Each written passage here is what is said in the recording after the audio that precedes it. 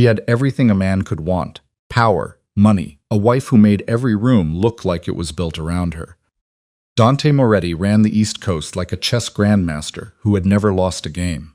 But the most dangerous player at the board wasn't a rival boss, wasn't a federal agent, wasn't even the ghost of someone he had ordered buried. It was the woman who poured his coffee every morning and smiled like she didn't know a single thing. She knew everything. And for 18 months, she said nothing. She just waited. The morning it started, the morning Vivian Hart decided that her marriage was over, and something far more deliberate would take its place. She was standing in the kitchen of their Upper East Side townhouse, in bare feet on cold marble. She was holding a cup of coffee she hadn't touched. She was watching her husband lie to her face with the practiced ease of a man who had been lying his entire adult life. Dante was at the island counter, jacket already on. He was checking his phone with the kind of focused attention he used to reserve for her. He was 51, broad across the shoulders, with silver threading through dark hair he kept cut close to his skull. He had a jaw that looked like it had been designed to say no. His eyes were gray, almost colorless in certain light. Most people couldn't hold his gaze for more than a few seconds. Vivian had spent 12 years learning to hold them. "I'll be back Thursday," he said, not looking up. "You said Wednesday last week." Plans changed. He pocketed the phone, reached for his espresso, and drank it, standing up. Meeting in London pushed. "I don't have time to go through the calendar with you right now. I wasn't asking you to." He looked at her then, just for a second. That flat assessing look. The one he used when he was deciding whether something required actual attention or could be dismissed. Vivian had seen him use it on accountants, on lawyers, on men who owed him money. The fact that he used it on her the same way he used it on them told her everything about where she stood in his internal ranking system. "You seem tense," he said. "I'm fine." "You sure?" "I said I'm fine, Dante." He set the cup down, picked up his briefcase, and crossed the kitchen toward her. He kissed her on the temple. It was dry, perfunctory. The kiss of someone completing a checklist item. And she felt the faint scent of his cologne and something underneath it. Something floral and feminine that was absolutely not hers. She didn't move. She didn't stiffen. She had had 4 days to get used to that smell. "I'll call tonight," he said. Okay, he left. She heard the elevator, the lobby door, the mechanical silence of the building swallowing him up. Then she set her coffee cup down on the marble counter very carefully. She sat down on the cold floor with her back against the cabinet and breathed. She was not crying. She was past crying. She had done that part 4 nights ago. She had been alone in the guest bathroom with the shower running so the housekeeper wouldn't hear. She had been sitting on the tile with her knees drawn up and her hand pressed over her mouth. She had given herself 40 minutes, and then she had stopped, washed her face, and started thinking. That was what Vivian Hart did. When the world fell apart, she stopped feeling and started thinking. It was what had made her so good at her job before Dante. She had been 31 when they met. She was already building a reputation in forensic accounting that made corporate lawyers nervous and financial regulators take her calls on the first ring.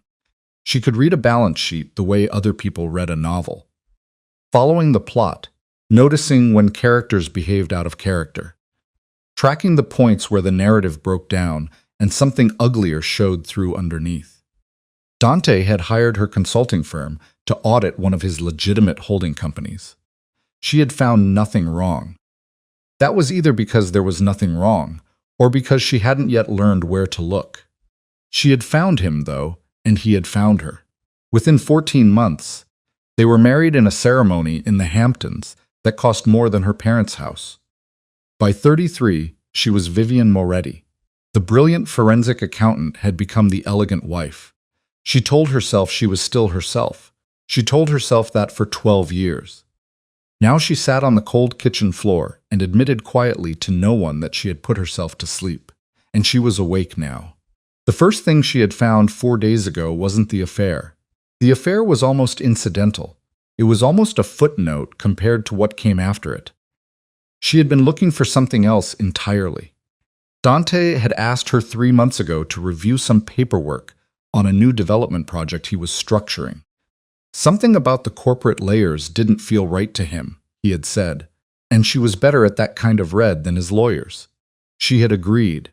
She had done it the way she used to do things back before she had softened. Back when she was sharper and less careful about what she looked for. She had followed the thread. The thread led somewhere Dante had not intended it to lead. She had found the accounts on a Tuesday evening while he was at dinner with city council members. She was alone in his home office. She had been allowed to use it because she was his wife and because he trusted her. Powerful men trusted their wives completely in the way you trust furniture not to move while you are away. She had been tracing corporate ownership through a Delaware-registered shell company called Auric Meridian Holdings. It connected to 3 other entities she didn't recognize. Those connected to a series of accounts in the Cayman Islands and Liechtenstein that moved money in patterns so deliberately complex. She felt her pulse quicken the way it used to quicken when she found something genuinely wrong. 2 hours in, she had found the name that didn't belong, Sienna Vale. Not as a person, not immediately. First as a corporate signatory on 2 of the shell companies. A name attached to an account. The name meant nothing to her in that context. She had written it down and kept following the money. The money led to other names, other structures, and a scale of operation that made her sit back from the screen. She spent a full 5 minutes staring at nothing. She was looking at what appeared to be a multi-layered financial laundering structure. She was being careful, very careful. She wasn't going to jump to conclusions. But her preliminary estimate put it somewhere between $200 million and $400 million. The money was moving through holding companies, art purchases, real estate transactions, and charitable foundations.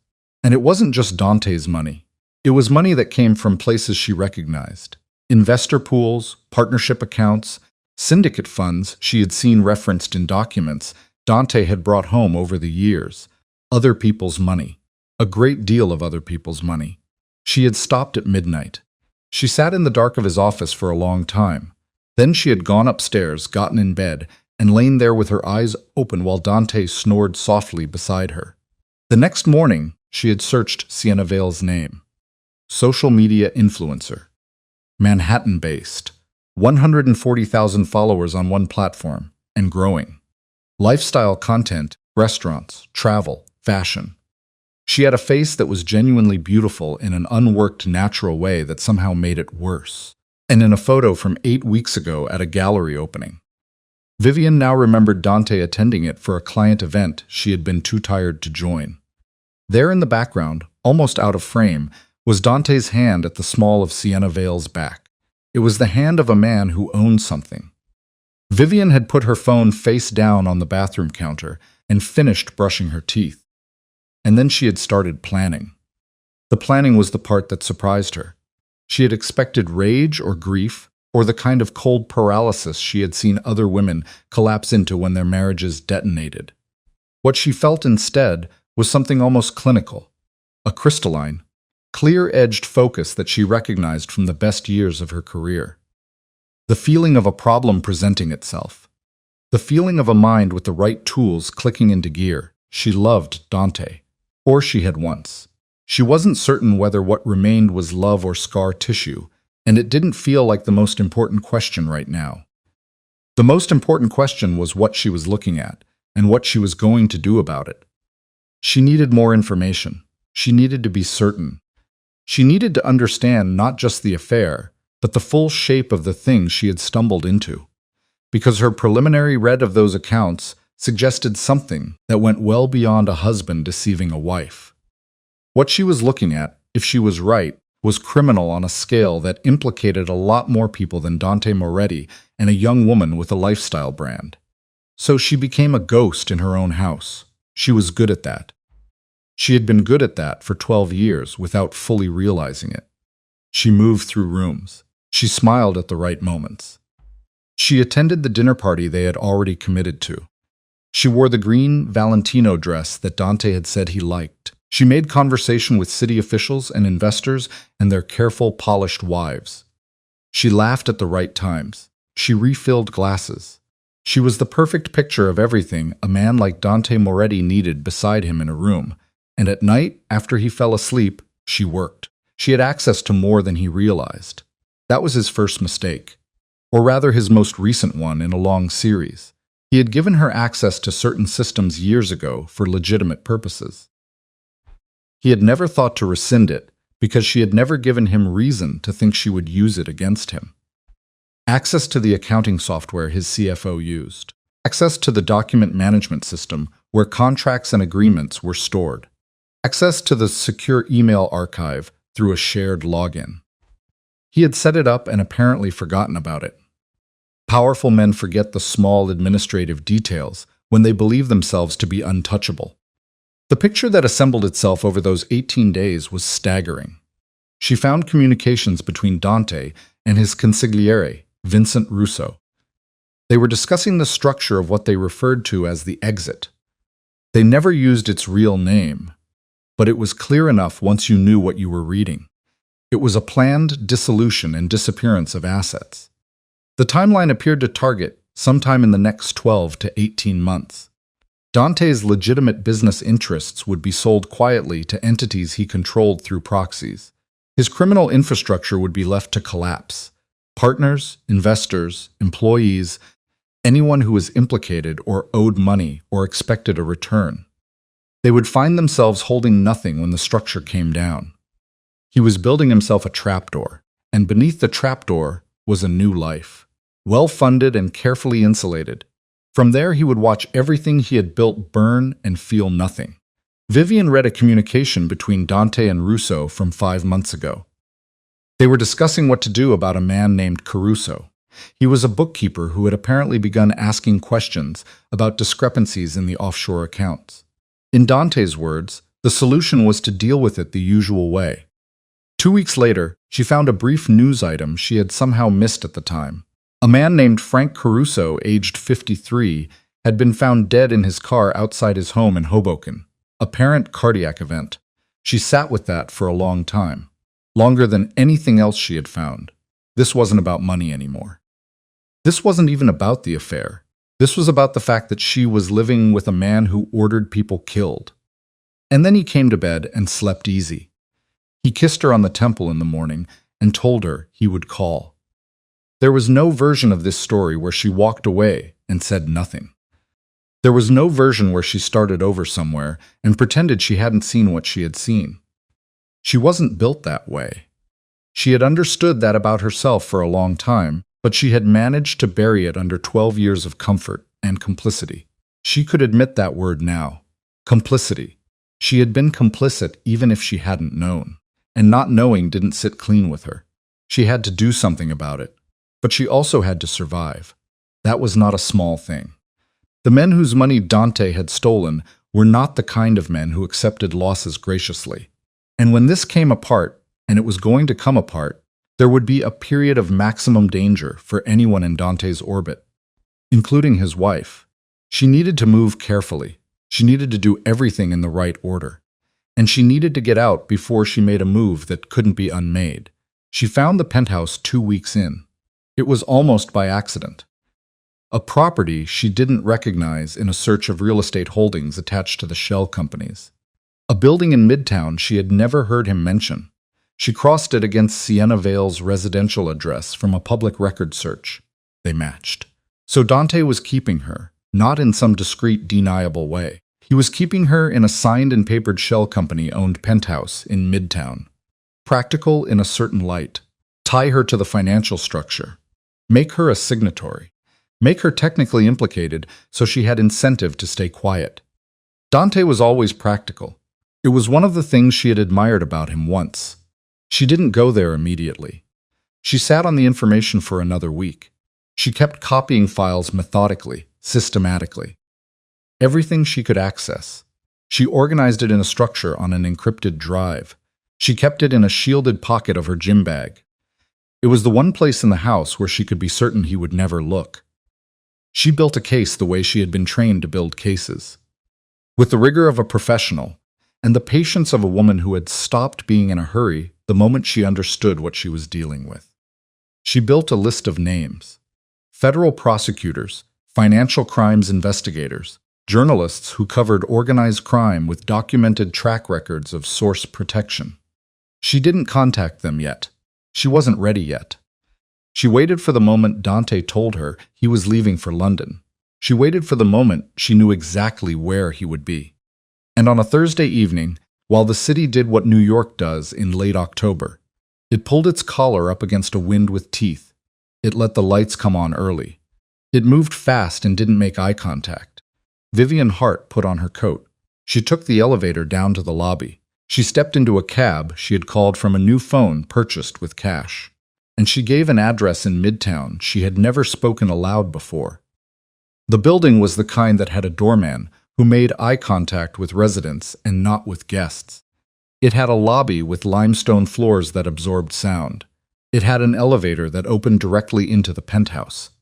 Because when you paid enough for privacy, you got architecture that enforced it. She had thought about the access problem. She had solved it 3 days ago by making one phone call. She called a locksmith she had used years ago for a legitimate client job, a man who asked no questions and remembered nothing. He had confirmed that the building's penthouse units used a commercially standard lock system that responded to a certain kind of override. She had the card in her coat pocket. She had tested it at the lobby door when no one was watching. It worked. She rode the elevator up. The city fell away below her through the floor to ceiling glass on the east wall, all lit windows and moving lights. The indifferent sprawl of everything that had been happening out there while she had been living her careful, suffocated life on the Upper East Side. She looked at it without sentiment. The elevator opened. The penthouse was large and decorated with the taste of someone young who had been given money and access to a designer. Expensive, deliberate, slightly performative. Candles, a dining table set for two, dishes half finished, a bottle of wine open.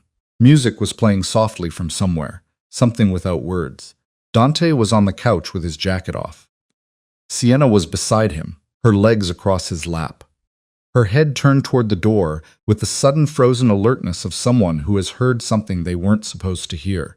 And Dante looked up. He had been laughing at something. She could see the tail end of it still on his face. The opened up, unguarded version of his expression that she had stopped being the cause of sometime around year 4. It died completely when he saw her. It was replaced by something she had genuinely never seen on him before. Not anger, not calculation, fear. It was brief. It lasted maybe 2 seconds. And then the mask came down and his jaw set. He started to move, started to stand, to organize himself. To prepare whatever version of this he was going to try to run. He was very good at recovering. She had always known that. "Vivian, sit down," he said. Her voice came out flat and unhurried, which surprised her a little. "I can explain. I know you can. You can explain anything. That's something I've always admired about you." She stepped further into the room. She unbuttoned her coat but didn't take it off. "I didn't come here for an explanation." Sienna was watching her with wide, careful eyes. A young woman trying to read a situation that had gone somewhere her experience hadn't prepared her for. She had started to pull her legs off Dante's lap. She was creating space. Doing the instinctive physical distancing of someone who suddenly wanted not to be in the room. "Then what did you come for?" Dante asked. He had found his footing now. The fear was almost entirely gone from his face. It was replaced by the careful blankness he wore when he was assessing threat. She was threat. She could see him processing that. "I came to let you know," Vivian said, "that I know about Auric Meridian, and the Cayman accounts, and the Liechtenstein structure, and the exit timeline, and Vincent's involvement, and what happened to Frank Caruso." The room was very quiet. The music kept playing incongruously soft. Dante didn't move. He was good at not moving when it mattered. She watched something travel through his eyes. Recognition, calculation, the rapid restructuring of a threat assessment. It came out the other side as something cold and still and dangerous. "Be very careful," he said quietly. He said it the way he said things when he was most serious about them. "I am careful," she said. "I've been careful for 18 months. You should have been more careful, too."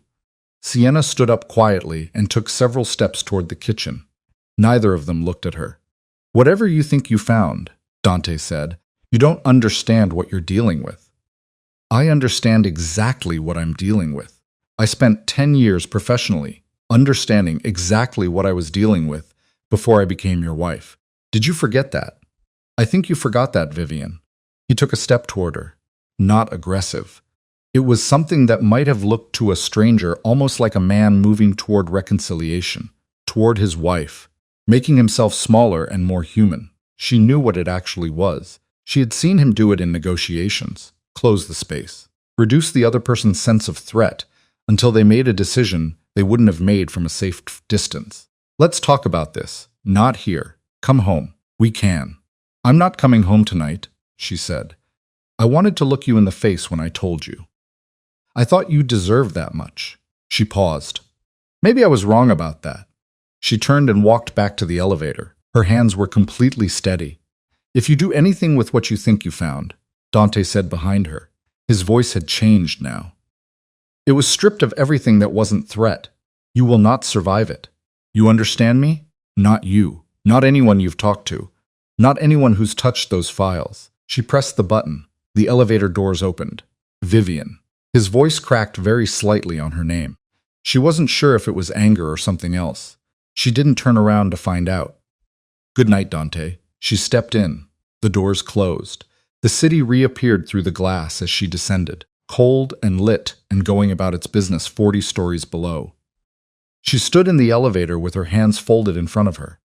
She breathed slowly and thought about the next 8 days and everything she still had to do.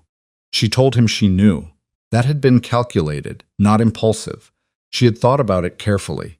She had run the argument both ways and landed on the conclusion that giving him that moment, that warning, served a purpose. Not for his benefit, for hers. She needed him off balance. She needed him focused on her and what she might do, rather than on what he might be missing elsewhere. A man who had been warned by his wife was a man thinking about his wife. A man thinking about his wife was a man not thinking clearly about everything else. She had 8 days before the things she had already set in motion would begin to move. She had been careful. She had been very, very careful about the order of operations. What she copied, when she copied it, where she put it, who she had touched it, and who had not. The encrypted drive in her gym bag was not the only copy. There were 3 others in 3 different locations. Held by 3 people she trusted in ways she didn't trust Dante Moretti, a former colleague who had moved to Washington and asked no questions.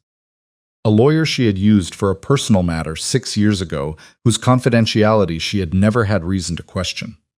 And a safety deposit box in a bank in New Jersey under her birth name, Hart. Dante didn't know it existed because she had opened it 4 years before they met and never closed it. She wasn't impulsive. She had never been impulsive. It was possibly the truest thing Dante had ever said about her.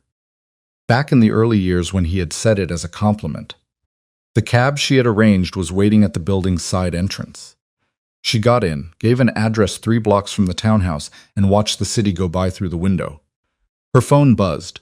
Dante's name was on the screen. She watched it ring out. Then a text. "We need to talk tonight." She put the phone in her bag. The cab moved north through the city, threading the evening traffic. Vivian Hart sat in the back seat with her coat buttoned and her mind already on the morning. 8 days. She just needed to hold the line for 8 days. She had already waited 18 months. 8 days was nothing. But she had seen his face when she had said Vincent's name.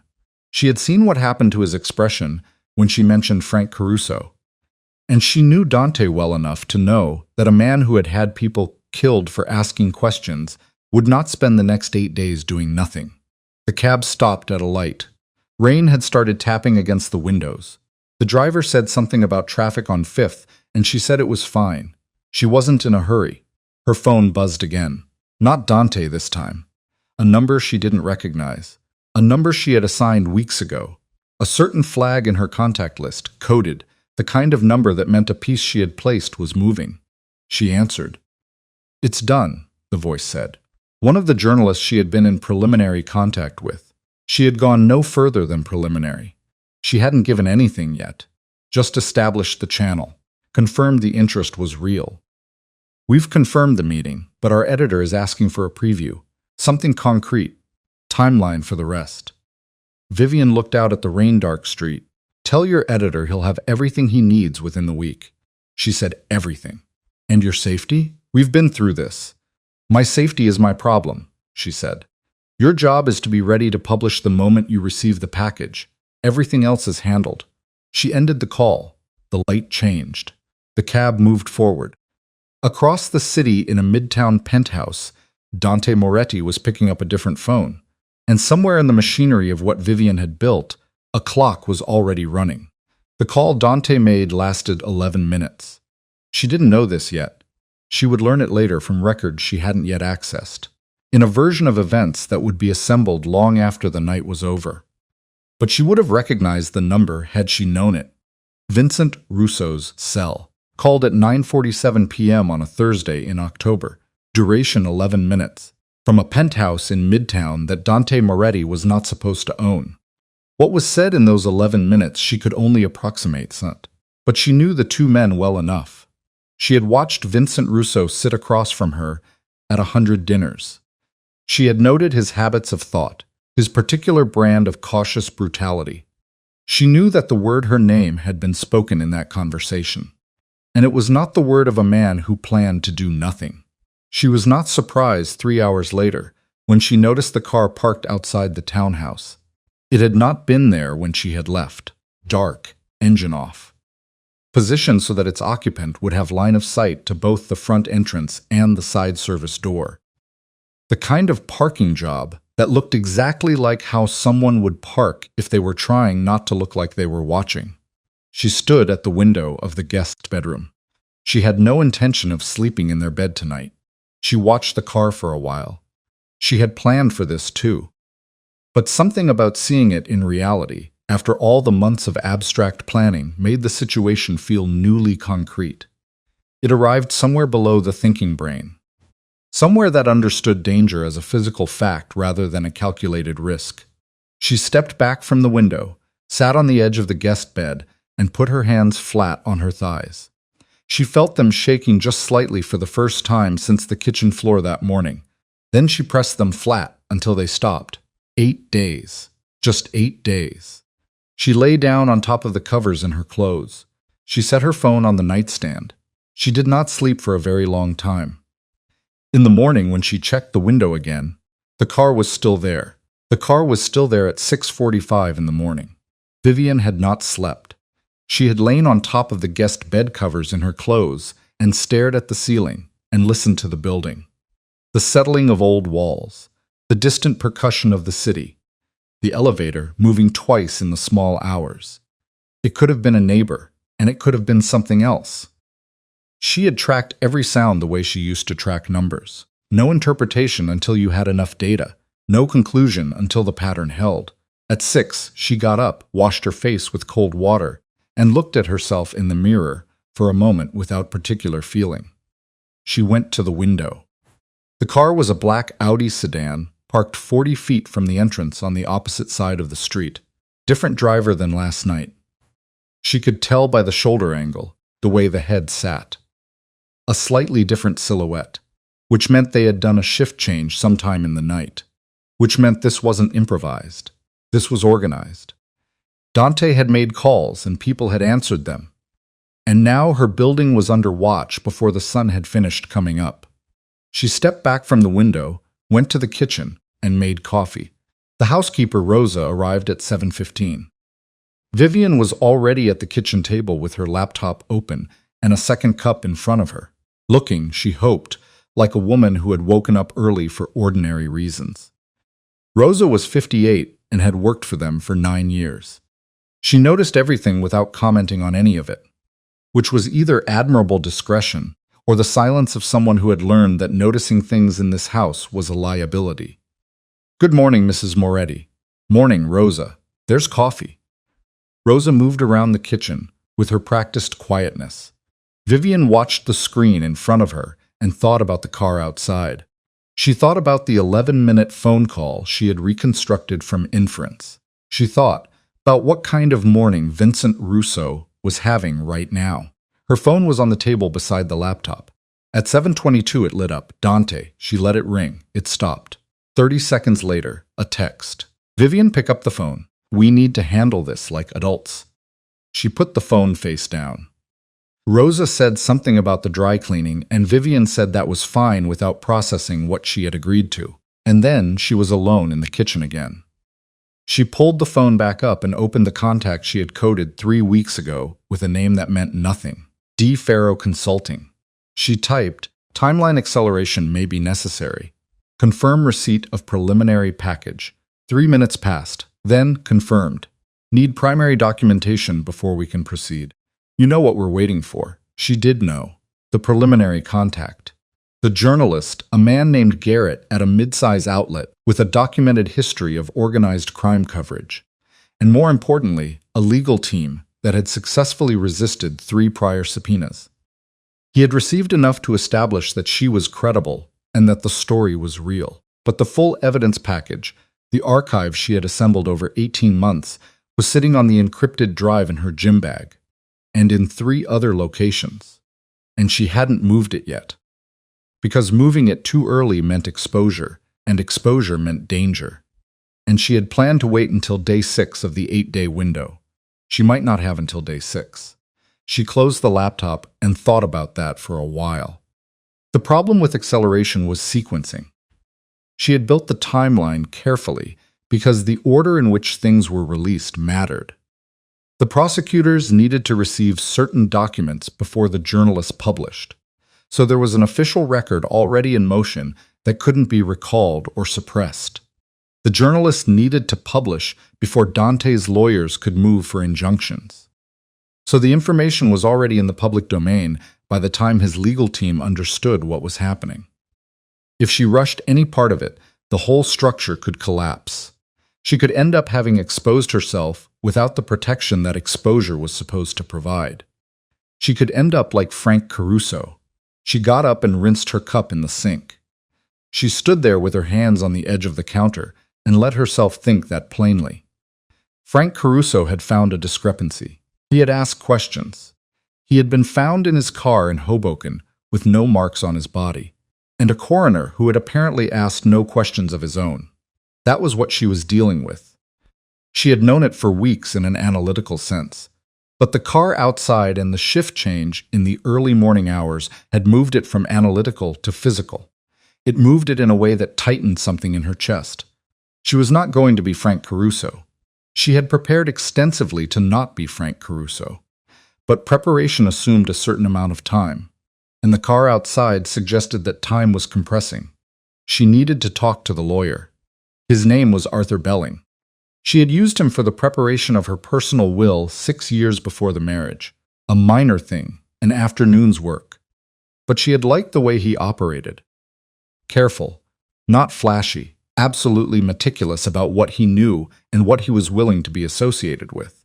She had recontacted him 8 months ago under the pretext of updating the will. She had had 2 more meetings with him since then. He knew enough to know what she was involved in, not all of it, but enough to understand the severity. And he had made no moves to distance himself. That told her something about his willingness to be useful. She couldn't call from the townhouse phone. She couldn't call from her regular cell, which she had to assume was being monitored or would be monitored shortly. She went upstairs, got the secondary phone from where she kept it, inside the lining of a coat that had hung at the back of the closet for 3 seasons. And she called Belling's direct line from the 2nd floor landing. He answered on the 2nd ring. "Yes, it's me. We have a timing issue." A pause. She could hear him adjusting, straightening.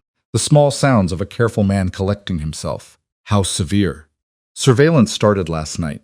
I'm operating on a shorter window than we discussed." "How much shorter?" "I don't know. That's the problem. I had planned for 6 more days. I don't know if I have 6 more days. The materials are in the locations we discussed. All of them. Nothing's moved yet." Another pause. Longer. "If you accelerate the primary transfer now, without the preparation steps you outlined." "I know," she said. "I know the risk. Do you understand how exposed you'd be between the transfer and the publication? There's a window there where—" "Arthur." She said his name quietly, and he stopped. "I understand the window. I'm asking if there's a way to compress the preparation steps without eliminating them. Some of them. The preliminary prosecutorial contact can go out today if you authorize it. I can make that call this morning. Establish the record. That covers the legal protection piece. The journalistic side, Garrett is ready. He's been ready for 2 weeks. Then the gap is the archive itself. Moving it from where it is to where it needs to be in a way that doesn't lead back to you before the protections are in place. I know I won't do that part, he said. Not unkindly, just clearly. That part is yours. I know that too, she said. Make the prosecutorial call this morning. Understood. She ended the call. She stood on the landing for a moment, listening to the house. Somewhere below, Rosa was vacuuming. The sound was ordinary and absurd. She went into the bedroom. The main bedroom, Dante's bedroom, and opened his closet. She stood in front of his suits for a while, looking at them the way you look at evidence. What does this tell me about who this person is? The suits were expensive and numerous, and arranged by color. She had always thought that was a detail that revealed something about him, that need for visible order in the spaces he controlled. She had never said so. She went to the safe behind the closet's rear panel. She had known about the safe for years.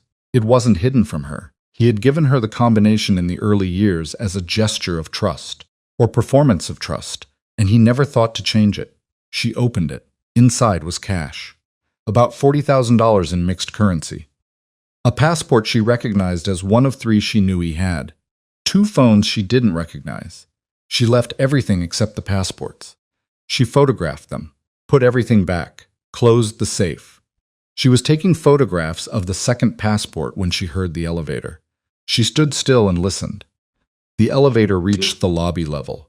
She could hear the machinery, but she didn't hear it come back up. She waited 30 seconds. Nothing. She put the phone in her pocket and went downstairs. The lobby was empty. She checked the front door camera on the small monitor by the entrance. It was a system she had had installed 3 years ago at her own request. She told Dante it was for her peace of mind while he traveled. He had found it vaguely amusing. The way he found small concessions to her anxiety vaguely amusing. She had found it useful. The monitor showed the outside steps and the sidewalk in front of the building. The Audi was still there. But now there was a second car. A gray Escalade parked further down the block that hadn't been there an hour ago. She stood in the lobby looking at the monitor for a long time. 2 vehicles, different makes, different positions, covering different angles. That was professional. That was coordinated. That was not a man who was angry at his wife and making impulsive decisions. That was infrastructure. Someone had deployed infrastructure. Which meant Vincent had been busy. She was still in the lobby when her phone buzzed. The regular cell. Dante again. She answered it this time. Vivian. His voice was controlled, carefully neutral. The performance of a reasonable man. I think we got off to a terrible start last night. I'd like to. There are 2 vehicles outside the building, Dante. Silence. I counted a shift change at some point between 2 and 4 this morning, she said, and the Escalade arrived in the last hour. So I'm going to save us some time here. Whatever conversation you're trying to have, it's not the one we're actually having. More silence. When he spoke again, the reasonable performance was mostly gone. I'm trying to protect you. From what? From yourself. You don't know what you've walked into. You think you read some documents, and you understand what this is. You don't understand what this is. You're laundering money from syndicate partners, she said. You're planning to disappear with it. When you disappear, the people whose money it is are going to want it back from whoever is left standing. That's what I walked into. The silence this time had a different quality.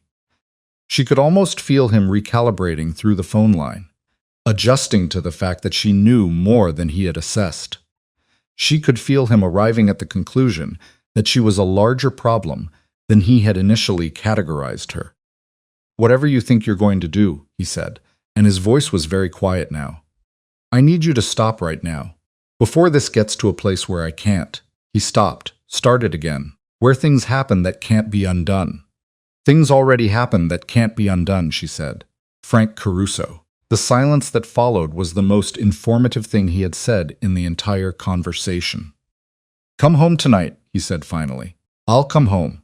We'll sit down like adults and figure out how to handle this in a way that's okay for both of us. That's all I'm asking. And the cars outside? They stay until I know you're not going to do something stupid. She almost laughed. Good night, Dante. She paused. Oh, and it's daytime, just so you know. She hung up. She ate. She went to the kitchen, refilled her coffee, and sat down at the table. She thought about what she had just done. She had confirmed explicitly on a phone call that was almost certainly being recorded by multiple parties now. She confirmed that she knew about Caruso. That was either a mistake or a calculated pressure point. And the margin between those two things was thin enough that she wasn't fully certain which it was.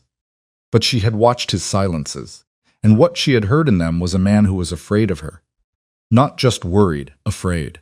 Which meant he hadn't figured out yet how much she had moved, how many copies existed, how many people were already in motion.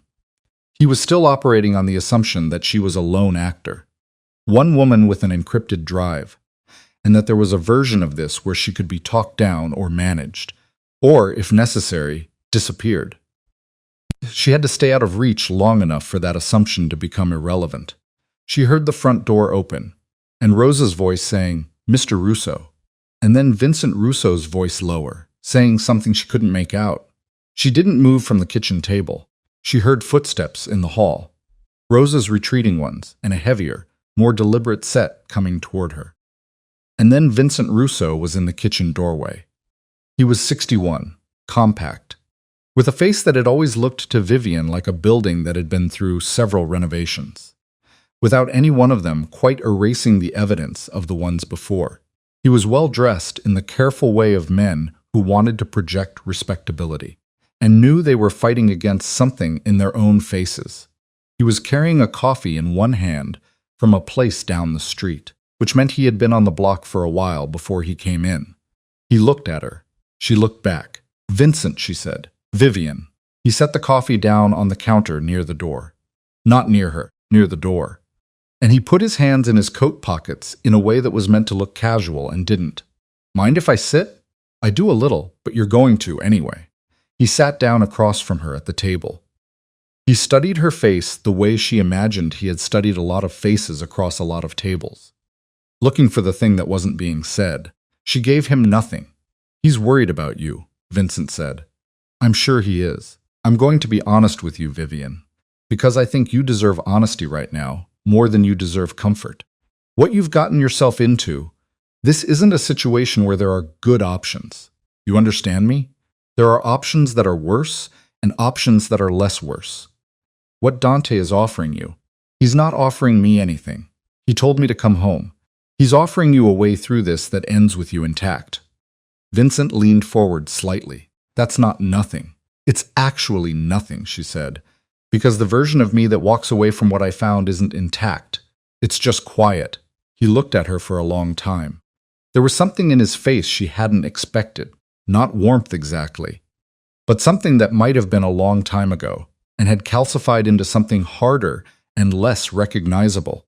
"You're smarter than this situation gives you credit for." "I know." "Which means you know that being smart isn't the same as being safe." "I know that, too." "Then what exactly is your plan here, Vivian? Because I need you to walk me through it. Because from where I'm sitting, you've made yourself the most dangerous kind of problem. The kind where there's no clean resolution." She looked at him across the table, at the face that had sat across from her at 100 dinners, at the man who had been the hand that executed what Dante's mind conceived for 25 years. Without apparent hesitation or visible remorse, she thought about Frank Caruso in a car in Hoboken with no marks on his body. "I'm not going to walk you through anything, Vincent," she said. "I think you know that." He nodded slowly like he had expected it. He stood up, straightened his jacket, picked up his coffee from the counter. At the doorway, he stopped. "He cares about you," Vincent said. "I know that doesn't mean much right now, but it does complicate his thinking. It's the only thing slowing this down." "Tell him I appreciate it," she said. Vincent looked at her once more. Long enough that she could see him filing something away, deciding something, arriving somewhere she couldn't see the destination of. Then he left. She heard the front door. She heard the elevator. She sat at the table. Her coffee had gone cold. She had maybe 48 hours before Dante's calculation shifted from she can be managed to she can't be managed. The moment that shift happened, it wouldn't matter how much he cared about her, or whatever version of caring existed in a man like that. It would become a different problem, requiring a different solution. She picked up the secondary phone, texted Belling, "Make the call now. Don't wait." Then she texted Garrett, "Move to standby. Package incoming within 24 hours." Then she sat there for another minute in the quiet kitchen of the house she had lived in for 11 years, looking at the cold coffee and the chair where Vincent Russo had just been sitting. She needed to get the drive out of the house, the gym bag. The drive inside the gym bag's shielded pocket. It needed to move, needed to leave this building today, needed to get to the handoff point she had identified 3 weeks ago, a locker at Penn Station. Key held by someone she trusted, not reachable by anyone Dante could pressure. The problem was the 2 cars outside. She could not walk out the front door with the drive in her bag, not with surveillance on both the front entrance and the side approach. She needed to move without being seen moving, which meant she needed to think about what exits this building had that weren't visible from either vehicle position. She had lived here 11 years. She knew every door. She went upstairs, changed into workout clothes. She packed the gym bag exactly as it always looked when she went to the gym. Water bottle, towel, change of clothes arranged correctly, the drive in its pocket, and then she stood in the second-floor hallway and thought about the service corridor. Every building on this block had been constructed with a shared service corridor in the basement. It connected to an alley on the east side of the block, originally for deliveries, mostly forgotten now, except by the building staff who used it for trash removal twice a week. Rosa knew the corridor. Vivian had been down there once, 2 years ago, following Rosa to help retrieve something from storage. She knew where it came out. The alley exit was on the east side. Both vehicles were positioned on the west and north approaches. She picked up the gym bag and went to find Rosa. Rosa was in the laundry room. She looked up when Vivian came in, and something in her expression shifted, a slight tightening, a particular quality of caution. It told Vivian Rosa had noted Vincent's visit and drawn her own conclusions from it, which was probably not surprising for a woman who had been in this house 9 years. "Rosa," she said, "the service corridor in the basement, the one that comes out on 73rd Street. Is it clear right now?" Rosa looked at her for a long moment. "Yes," she said finally. "Deliveries don't come until Thursday. I need to go out that way this morning." Rosa's expression didn't change. "I'll show you," she said, and set down the laundry in her hands. And that was all either of them said about it. She was out of the building within 15 minutes. Moving east on 73rd Street in the early morning foot traffic, gym bag over her shoulder, putting distance between herself and the black Audi that was still parked on the west side of the building, watching a door she hadn't used. Her phone buzzed. "Dante, where are you?" She didn't answer. 3 blocks east, she picked up a cab heading downtown. Inside, she pulled the drive from the bag's pocket. She held it in her palm for a moment. This small object that contained the architecture of Dante Moretti's destruction. And she thought about everything it had cost her to build what was on it. The cab moved downtown through morning traffic. On the drive, in an encrypted folder she had labeled with no name at all, was a file she hadn't discussed with Belling or Garrett or anyone. It was the one piece of evidence she had found that she had never been fully sure what to do with. A communication dated 11 months ago between Vincent Russo and a man she had identified as a senior official in the Financial Crimes Division of a federal oversight agency. The communication was brief and technical in its language, but its implication was clear. Someone inside the system was watching out for Dante, which meant the prosecutorial route, the official protective legal route she had spent 18 months building, might be compromised before she ever activated it. She sat in the back of the cab with that thought, and felt for the first time since she had started planning something that she had to admit to herself was close to fear, not panic. She wasn't going to panic, but she was looking at a piece of her plan that might have a hole in it she hadn't found yet. The cab turned south on Lexington. She needed to know who the contact was. She needed to know how deep it went. And she needed to know before she handed anything to anyone. Because if she handed the archive to a compromised system, she might as well hand it directly to Dante. She had the file. She had the communication. She had a name partial, a surname only. 3 letters that could belong to several officials in the relevant division.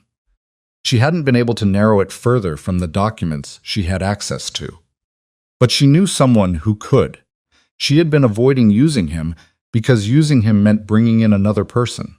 And every additional person was additional exposure. And she had promised herself she would keep the circle as small as possible. But the circle had just gotten more complicated.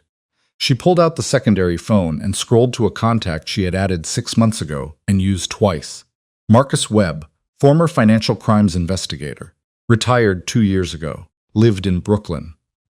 Occasionally consulted for journalists and attorneys on exactly the kind of case she was holding in her hand. She looked at his number. If Vincent's contact went all the way to the division that would receive the prosecutorial brief, then Belling's call this morning, the call she had told him to make an hour ago, might already be alerting exactly the wrong person. Her thumb hovered over the call button. The cab stopped at a light. Outside, a woman walked a dog, and a man in a suit checked his phone, and the city moved forward with its enormous, indifferent machinery. Vivian pressed call. It rang twice. Then Webb. "It's Vivian Hart," she said. "I need your help right now. And I need to know who I can trust inside financial crimes." A beat of silence. "That's a very specific question," Webb said slowly. "I have a very specific problem." Another pause. She could hear him breathing, thinking, deciding. "Where are you?" he said. "Downtown, moving. I need a location. There's a diner on Atlantic in Brooklyn. 30 minutes. 20. She said 20. He agreed.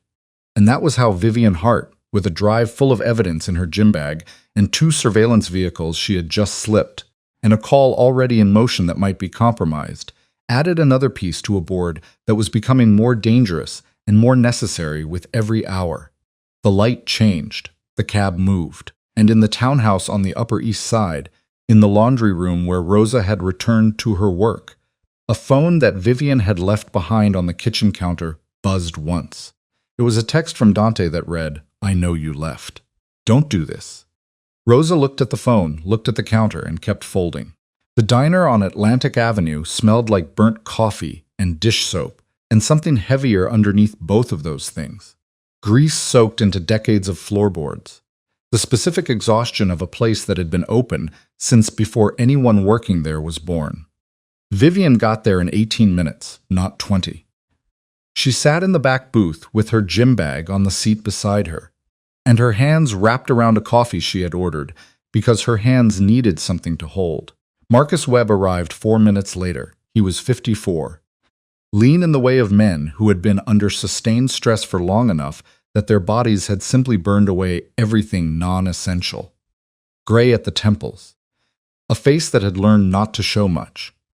Hands that moved with the careful deliberateness of someone who had spent years being watched. He had left the Financial Crimes Division under circumstances that had never been fully explained publicly. And when she had first researched him 8 months ago, she had found 3 separate references to a disagreement with senior leadership over the handling of a specific investigation that had subsequently been closed without charges. That detail had been what made her add his number. He sat down across from her, looked at her face, and skipped the preliminary. "How long have you been building it?" 18 months. "And you have documentation enough to end it?" "But I found something last week I didn't have before." She pulled the secondary phone, opened the relevant file, turned it toward him. This communication 11 months ago, Russo to someone inside financial crimes. "I have a partial surname and an account identifier. I need to know if this goes where I think it goes." He looked at the screen for a long time. His expression didn't change, but she watched something travel through his eyes. Recognition, she thought, or something adjacent to it. And then he set the phone down very carefully on the table between them. "Where did you get this?" he said.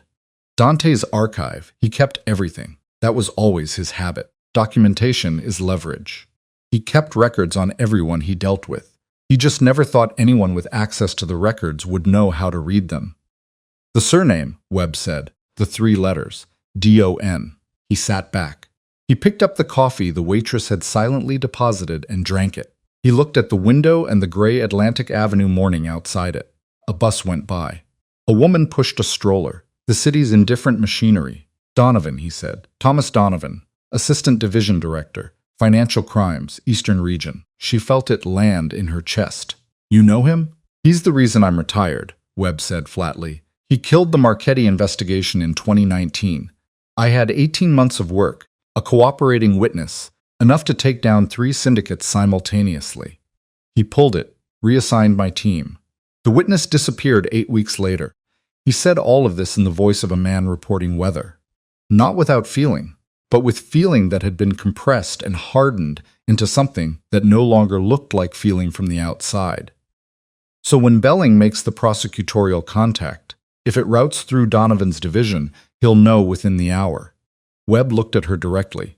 Did you authorize that contact already? This morning, before I knew.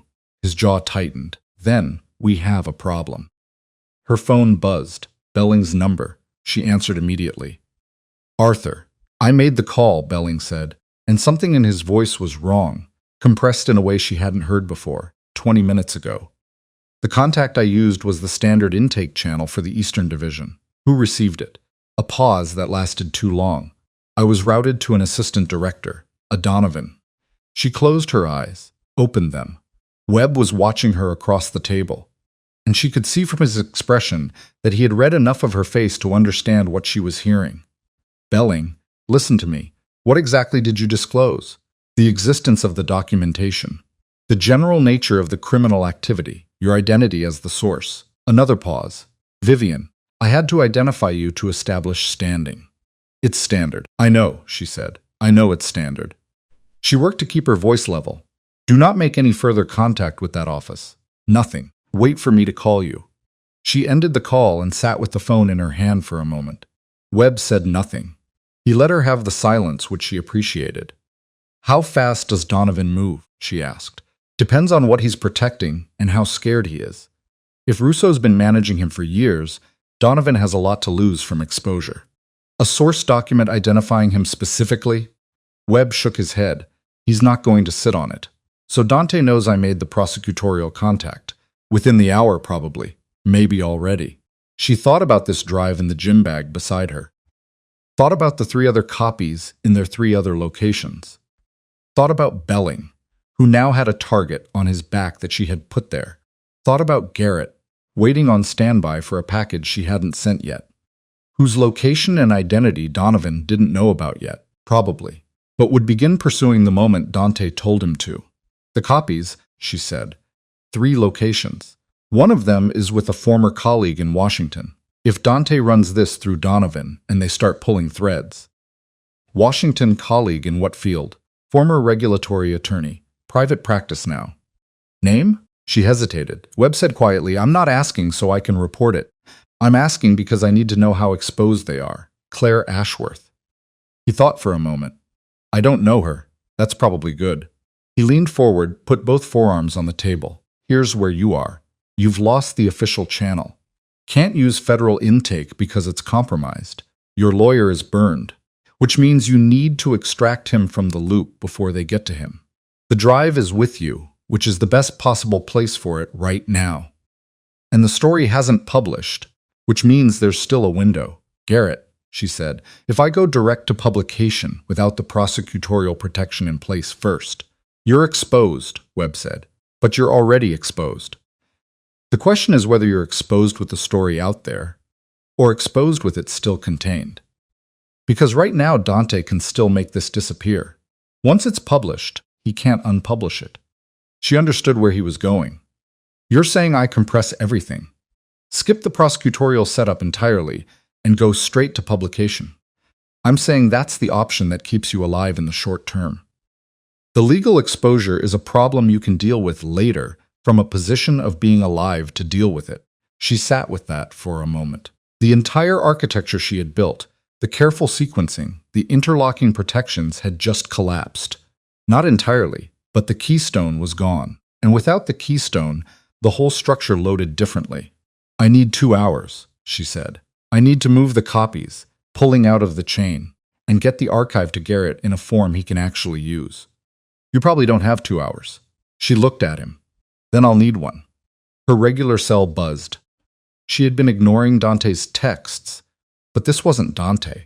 It was a number she recognized as belonging to one of the two phones she had seen in his safe that morning.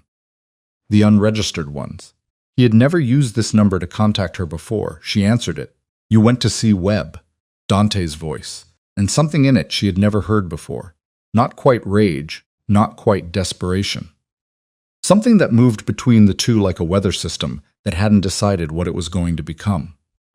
"How long have you been planning this, Vivian?" "I want a real answer, not posturing." "How long?" 18 months, she said.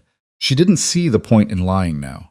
The silence on his end was different from the silences on the townhouse call, deeper. She could hear him breathing. 18 months, he repeated. He said it the way you say something, when you're trying to understand its shape, and it won't hold still. While we were at the dinner in Rome, last Christmas. All of that, yes, you were. He stopped, started again. "I want you to come in. I'm not threatening you. I'm asking you to come in and sit down with me and figure out a way through this that doesn't end with everyone destroyed." Frank Caruso didn't get that conversation. The silence this time was the one she had been waiting for. The one that told her whether she had been right about that, whether it had been Dante's explicit decision or something that had happened in the space that his instructions created. "That was not supposed to happen," Dante said finally. "But it happened. It was not my order. Whose was it?" Another silence. "Vincent made a judgment call. And you accepted it. Nothing. Dante, you accepted it. What was I supposed to do?" And there it was. The first crack. The first place where the surface gave way and something raw showed through. He was going to take everything apart. I had $200 million in transit. I had 12 men whose livelihoods depended on that structure holding. What exactly was I supposed to do? "Tell me what you told yourself," she said. "Tell me what you said when you found out. So I understand what kind of man I've been living with." The silence stretched out long enough that she thought he had ended the call. "I told myself it was necessary," he said quietly. "I told myself that a lot of things were necessary, and then I kept working." She thought about saying something else. She didn't. She ended the call. Webb had been watching her. He had heard enough of the tone, if not the words, to understand something had shifted. "We need to move," he said. "Give me a minute, Vivian. 1 minute." She said it without heat, and he leaned back and gave it to her. She sat in the booth of the diner on Atlantic Avenue and felt for 1 minute the full weight of what she was in the middle of. Not the logistical problem, not the exposure calculation, but the human reality of it. 12 years. A man she had chosen deliberately with her eyes open enough to see what he was, and her heart open enough to want him anyway. And now here in a diner that smelled like burnt coffee, holding a drive that was going to take him apart. He had loved her in whatever distorted, self-serving, conditional way he was capable of. She believed that. And it hadn't been enough to make him a different person. And she hadn't been enough to make him a different person. And she had spent 12 years making herself smaller and quieter and less dangerous in the hope that love and comfort and elegant dinners could substitute for the things she had given up. And a man named Frank Caruso was dead in a car in Hoboken. That was the minute she used all of it. Then she picked up the gym bag and looked at Webb. "Let's go." They paid in cash. She had been paying in cash for 3 days now, and were out the door and moving east on Atlantic before the waitress had cleared the table. Webb walked beside her with his hands in his pockets, scanning the street in the practiced, unhurried way of someone who had spent years doing it professionally. "The handoff point you had for the drive," he said. "Penn Station locker. Is that still viable? I don't know who's watching the station. Scratch it. Where's Garrett?" He gave me a contact protocol. "I call a number. Get a location. Use it." She pulled the secondary phone and dialed. It rang 3 times. A voice she didn't recognize. Not Garrett. Someone else. A woman said simply, "Yes, this is the source. I need to speak with Garrett. He's been expecting your call. Can you get to Red Hook in 40 minutes? She looked at Webb. He gave a small nod. "Yes," she said. "Pier 44. There's a warehouse, the 3rd building from the water on the south side. Someone will meet you at the door." A pause. "Come alone."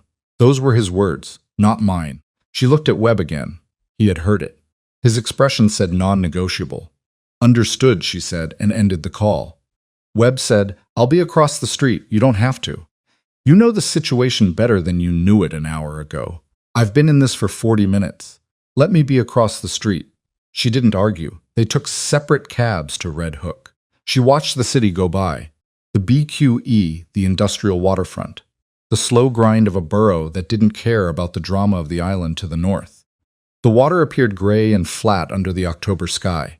The cab stopped a block from the pier. She walked the last block with the gym bag over her shoulder, and the cold air off the water in her face, and her heartbeat doing something complicated. Not fast, just different, thicker. The warehouse was where the woman on the phone had said, third building from the water, south side, a metal door. She knocked. The door opened and it wasn't Garrett. It was a man she had never seen before. Mid-40s, solid, with the kind of face that didn't communicate anything useful. He looked at her, looked at the bag and said, "Come in." She hesitated. The space between the door and her position felt suddenly very important. "Where's Garrett?" she said. "Inside, he's okay. Come in." She looked across the street. She couldn't see Webb, which could mean he was positioned somewhere useful, or could mean she was alone. She stepped inside. The warehouse was large and mostly empty. Concrete floor, high corrugated ceiling, light from grimy skylights. There were pallets stacked along one wall and a folding table with a laptop open in the middle of the space. Garrett was at the table. He was a slight man, 47, with glasses, and the specific look of someone who had been running on stress and coffee for 36 hours. When he saw her, his face registered relief, and something else, that she was a half-second too late in reading. Behind him, standing near the pallets, was Vincent Russo. She stopped moving. The door closed behind her. The man who had opened it was behind her now. The gym bag was on her shoulder. The drive was in the bag. Her hands were empty. Garrett looked at her, and she watched his face do something she had never anticipated. Something that moved from relief to guilt to the particular collapse of a person who has made a choice they can't take back, and are now experiencing its reality for the first time. "Vivian," he said, and his voice was wrecked. "I'm sorry. They have my daughter." She didn't look away from Vincent. Vincent said nothing for a moment. He was looking at her with that same filing away expression from the kitchen. Except that in the kitchen there had been a table between them, and now there was maybe 20 feet of open concrete floor. "The bag," he said. She didn't move. "Vivian." He said her name in exactly the tone Dante used when he wanted something done without discussion. "The bag. How long have you had Garrett?" "Since this morning." 2 hours after Dante called me. Vincent took a step toward her, unhurried. The walk of a man who understood the geometry of the room. "You're smart enough to have planned for a lot of things. I'll give you that. You're not the first person who's tried to build a case against Dante. And I want you to know that, because what you put together was genuinely impressive. But I've been at this longer than you've been doing anything." "Garrett," she said without looking away from Vincent. "Where's his daughter?" Garrett's voice broke slightly. "She's at school. They know which school. She'll stay at school," Vincent said. "Nobody's going to hurt a child. I want you to hear me say that clearly. The child is not a target." "Then why?" "Because I needed you to understand that this isn't theoretical anymore." He stopped 10 feet from her. "The bag, Vivian." She felt the man behind her step closer. Close enough that she could hear him breathing. Everything she had built. Every night at the desk while Dante slept. Every encrypted file. Every copied ledger. Every careful, methodical piece of it assembled over 18 months of calculated patience. The copies. Washington. The safety deposit box. Belling compromised, possibly. She didn't know how far Vincent had reached while she had been in Brooklyn drinking cold coffee with Marcus Webb.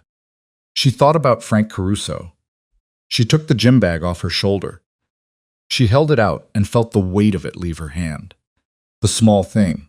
This ordinary bag that had carried the structure of everything, and watched Vincent take it and set it on the concrete floor, and crouch down and unzip the outer pocket.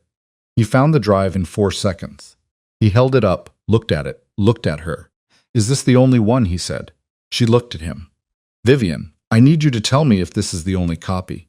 She looked at him and said nothing, and felt something move through her that wasn't quite courage and wasn't quite grief, but was something in the narrow space between them, a recognition that she had arrived at a place where no version of her old plans survived, and where whatever came next was going to require something she hadn't needed to use yet. She thought of the safety deposit box in New Jersey, the one under her birth name, the one Dante didn't know existed. She looked at Vincent Russo and she lied. Yes, she said. That's everything. He watched her face for 5 seconds. 10. The warehouse was very quiet. Garrett was looking at the floor. Then Vincent stood up, put the drive in his coat pocket, and said to the man behind her, "Take her phone, both of them." The phones were taken. She let them go. "You're going to stay here," Vincent said, "until Dante decides what to do next. You're not in danger. You have my word on that." "Which I understand means very little to you right now." "Less than very little," she said. "Regardless." He picked up the gym bag and handed it back to her, the gesture bizarrely almost courteous.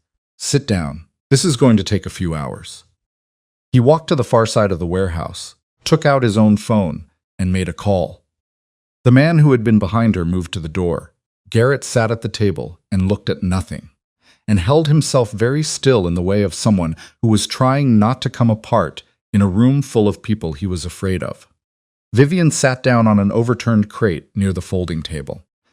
She put the empty gym bag on the floor between her feet and looked at the grimy skylights, and thought very carefully about a safety deposit box in New Jersey, and a key that was sewn into the lining of a coat in the back of a closet she had already left behind. The warehouse smelled like rust and cold salt air. Outside, somewhere on the street that Vincent didn't know Webb was watching, a car moved past and was gone. She sat with her hands in her lap and breathed and thought. There was still one piece that Vincent hadn't touched, and she was going to have to become someone she had never let herself be. Not the patient, methodical architect working in the dark. Not the careful wife building her exit in silence, but something colder and more direct and considerably more dangerous. She was going to have to stop waiting and start burning things down herself. She counted the minutes by the light through the skylights. The warehouse had no clock, and they had taken both her phones. So she tracked time the way she used to track it in depositions. By the quality of the light, by the movement of shadow across the concrete floor, by the rhythm of her own breathing. Vincent was on his phone in the far corner for the first 40 minutes, the man at the door.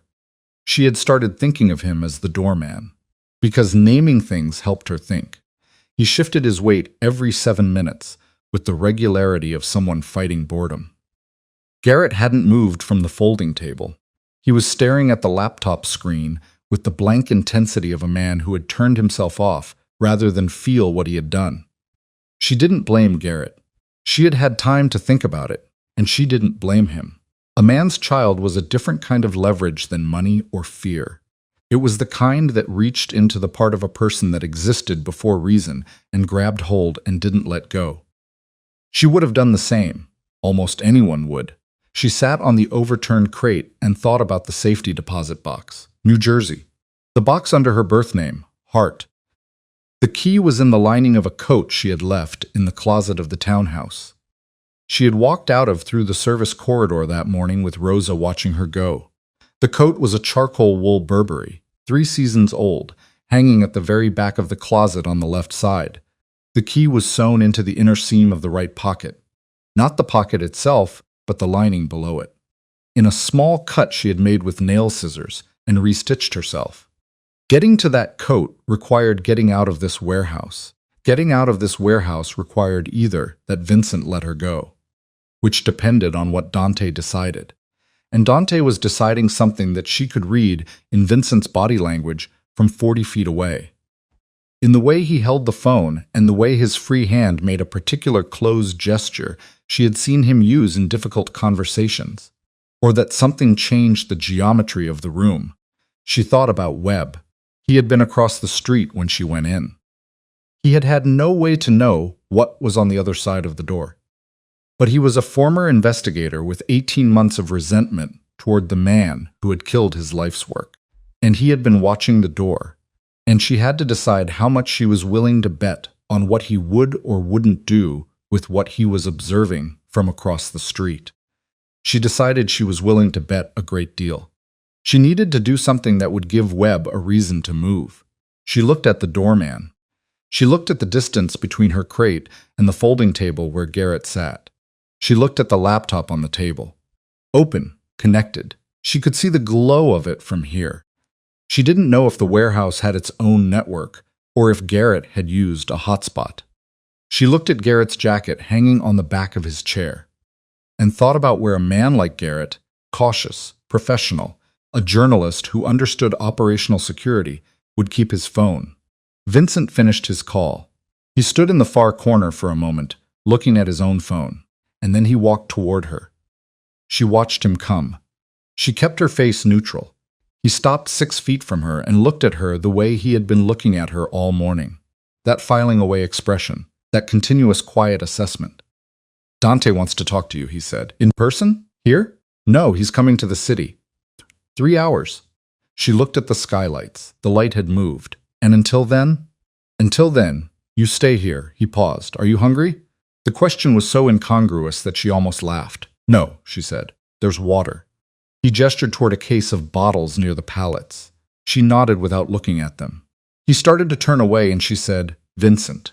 He stopped. How long have you known about Donovan, about the federal contact? He turned back. His face gave her nothing. Because I want to understand the structure, she said, not to use it. I just want to understand how long it's been in place, whether it predates me. He watched her for a moment. Long time, he said. Before I came into the picture. Long before. So the whole time I was building toward the prosecutorial channel. There was never a prosecutorial channel, Vincent said. Not unkindly, just accurately. Not one that would have worked. She nodded. She filed that away. Thank you, she said. He looked at her like she had said something in a language he had mostly stopped, expecting to hear. Then he walked back to his corner. She sat with what he told her. The prosecutorial route had always been compromised.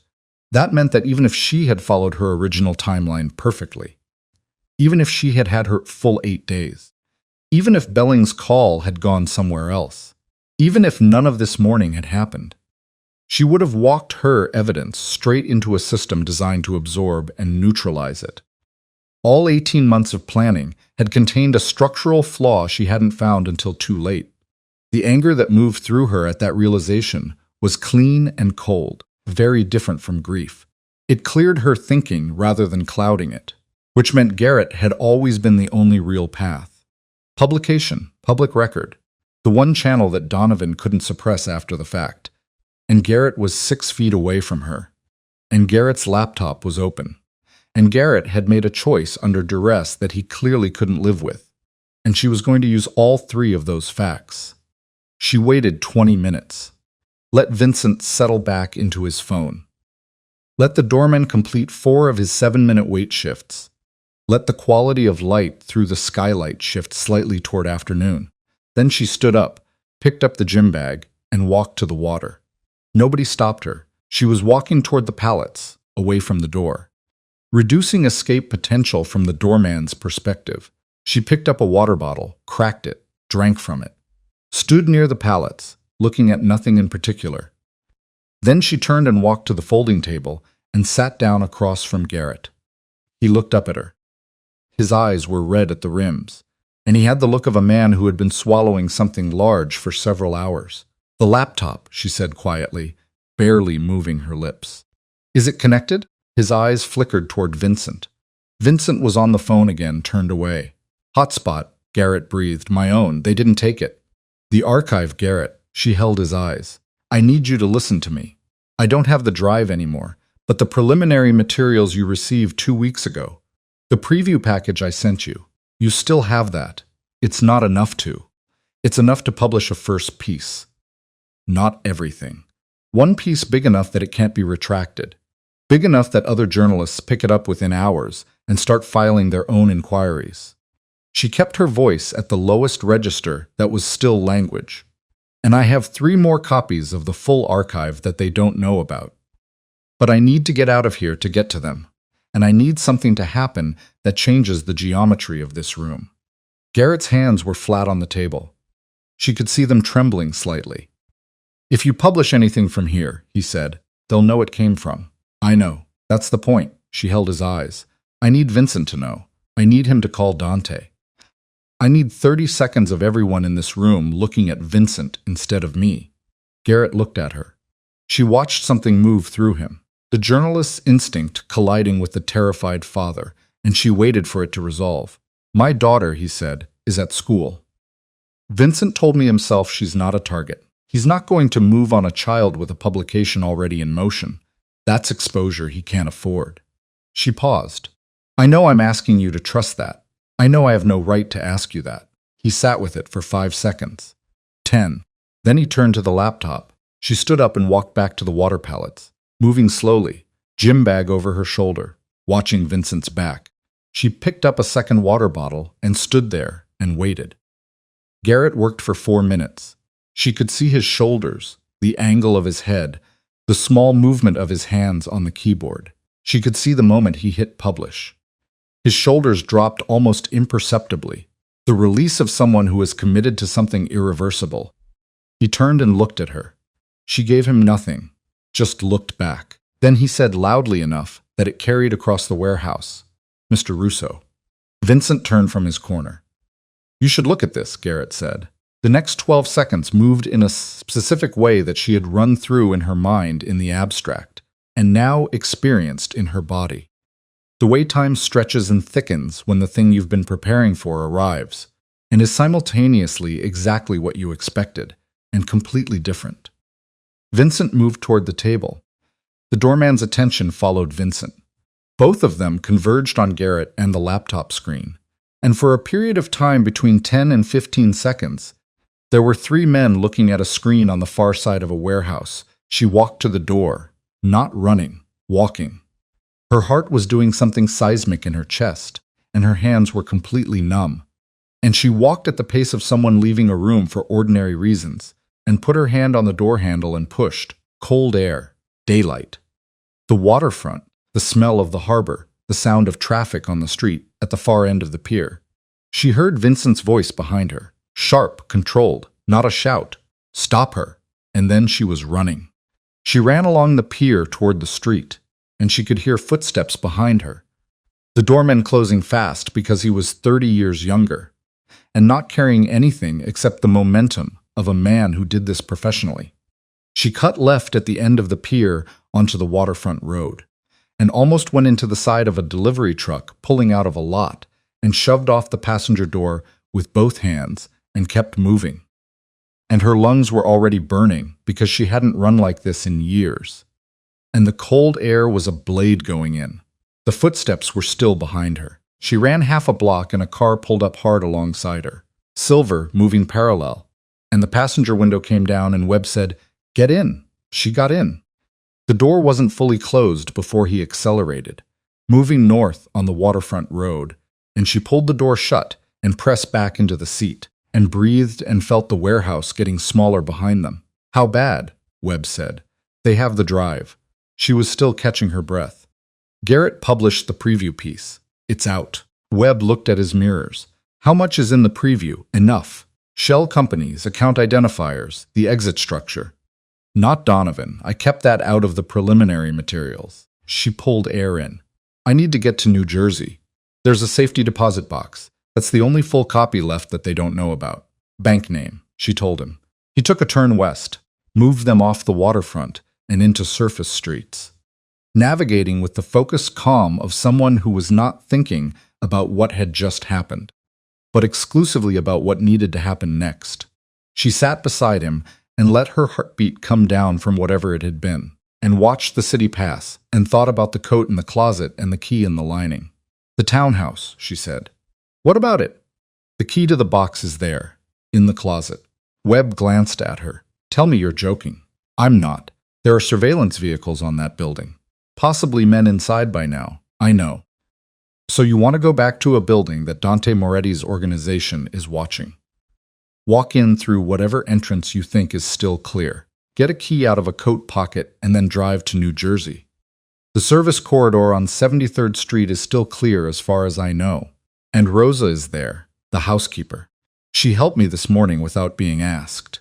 Vivian looked at him. "She's been in that house 9 years. She's seen things. I think she's been waiting for a reason." Webb drove in silence for a moment. His jaw had a set to it. She was starting to recognize as his version of working through something he didn't like. If they've moved anyone inside the building, then we find out when we get there. And if Dante arrives early, he's coming to the city. You said 3 hours. That was 40 minutes ago. She looked at the time on his dashboard. We have 2 hours and 20 minutes, roughly. Roughly, Webb repeated. Do you have a better plan? He drove. Neither of them said anything for a block and a half. No, he said. They went north. She watched her phone. The regular one was gone, taken in the warehouse. But Webb had a phone she could use, and she watched the screen as he drove, checking for the publication. It went live 18 minutes after she had walked out of the warehouse door, a piece under Garrett's byline. 3,000 words.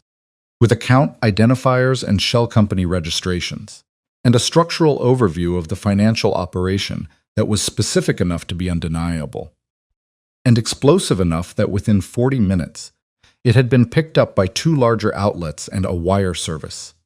She watched the shares accumulate on Webb's phone screen as they moved through Brooklyn toward the bridge, watched the number climb, watched the story move into the world the way things moved in this specific era. Not like a stone dropped in water, circles spreading outward, but like something combusted all directions simultaneously, immediate and total. It's out, she said. I can see that, Webb said. They can't stop it now. They can still stop you. She looked at the bridge ahead of them. The city rising on the other side of the water, gray and enormous and going about its business. I know, she said. The townhouse was quiet. The Audi was still on the street. She saw it from a block away, and Webb drove past without slowing. Circled the block, parked on the east side. No Escalade. Either it had moved or it was positioned somewhere she couldn't see. 15 minutes, Webb said, in and out. She nodded. She got out of the car and walked to the alley entrance on 73rd Street and found the service door and used the building staff code that Rosa had shown her. The backup code. The one the residents weren't supposed to know, but which Rosa had written on a piece of paper and pressed into her hand this morning without comment. The way you press something into someone's hand when you've decided to take a side. The basement corridor was empty. Cold concrete, industrial lights, the smell of old building. She moved through it and took the stairs to the lobby level and came out near the elevator. The lobby was empty. She took the elevator up. The apartment was quiet. Rosa was in the sitting room, and when she heard the elevator, she came to the doorway. And the look on her face when she saw Vivian was the look of a woman who had spent the last 2 hours preparing for something, and was relieved the preparation hadn't been wasted. They called, Rosa said. 2 men 40 minutes ago. They said they were building security, but they weren't. I told them you weren't here, and I didn't know when you'd be back. Did they come in? I didn't let them. Vivian looked at her for a moment. 9 years. She had been in this house 9 years, and apparently seen things the whole time. I need the coat, Vivian said. The charcoal Burberry in the back of the bedroom closet. And then I need to be gone in 4 minutes. Rosa was already moving. She came back with the coat in 90 seconds. Vivian took it, felt the right pocket lining.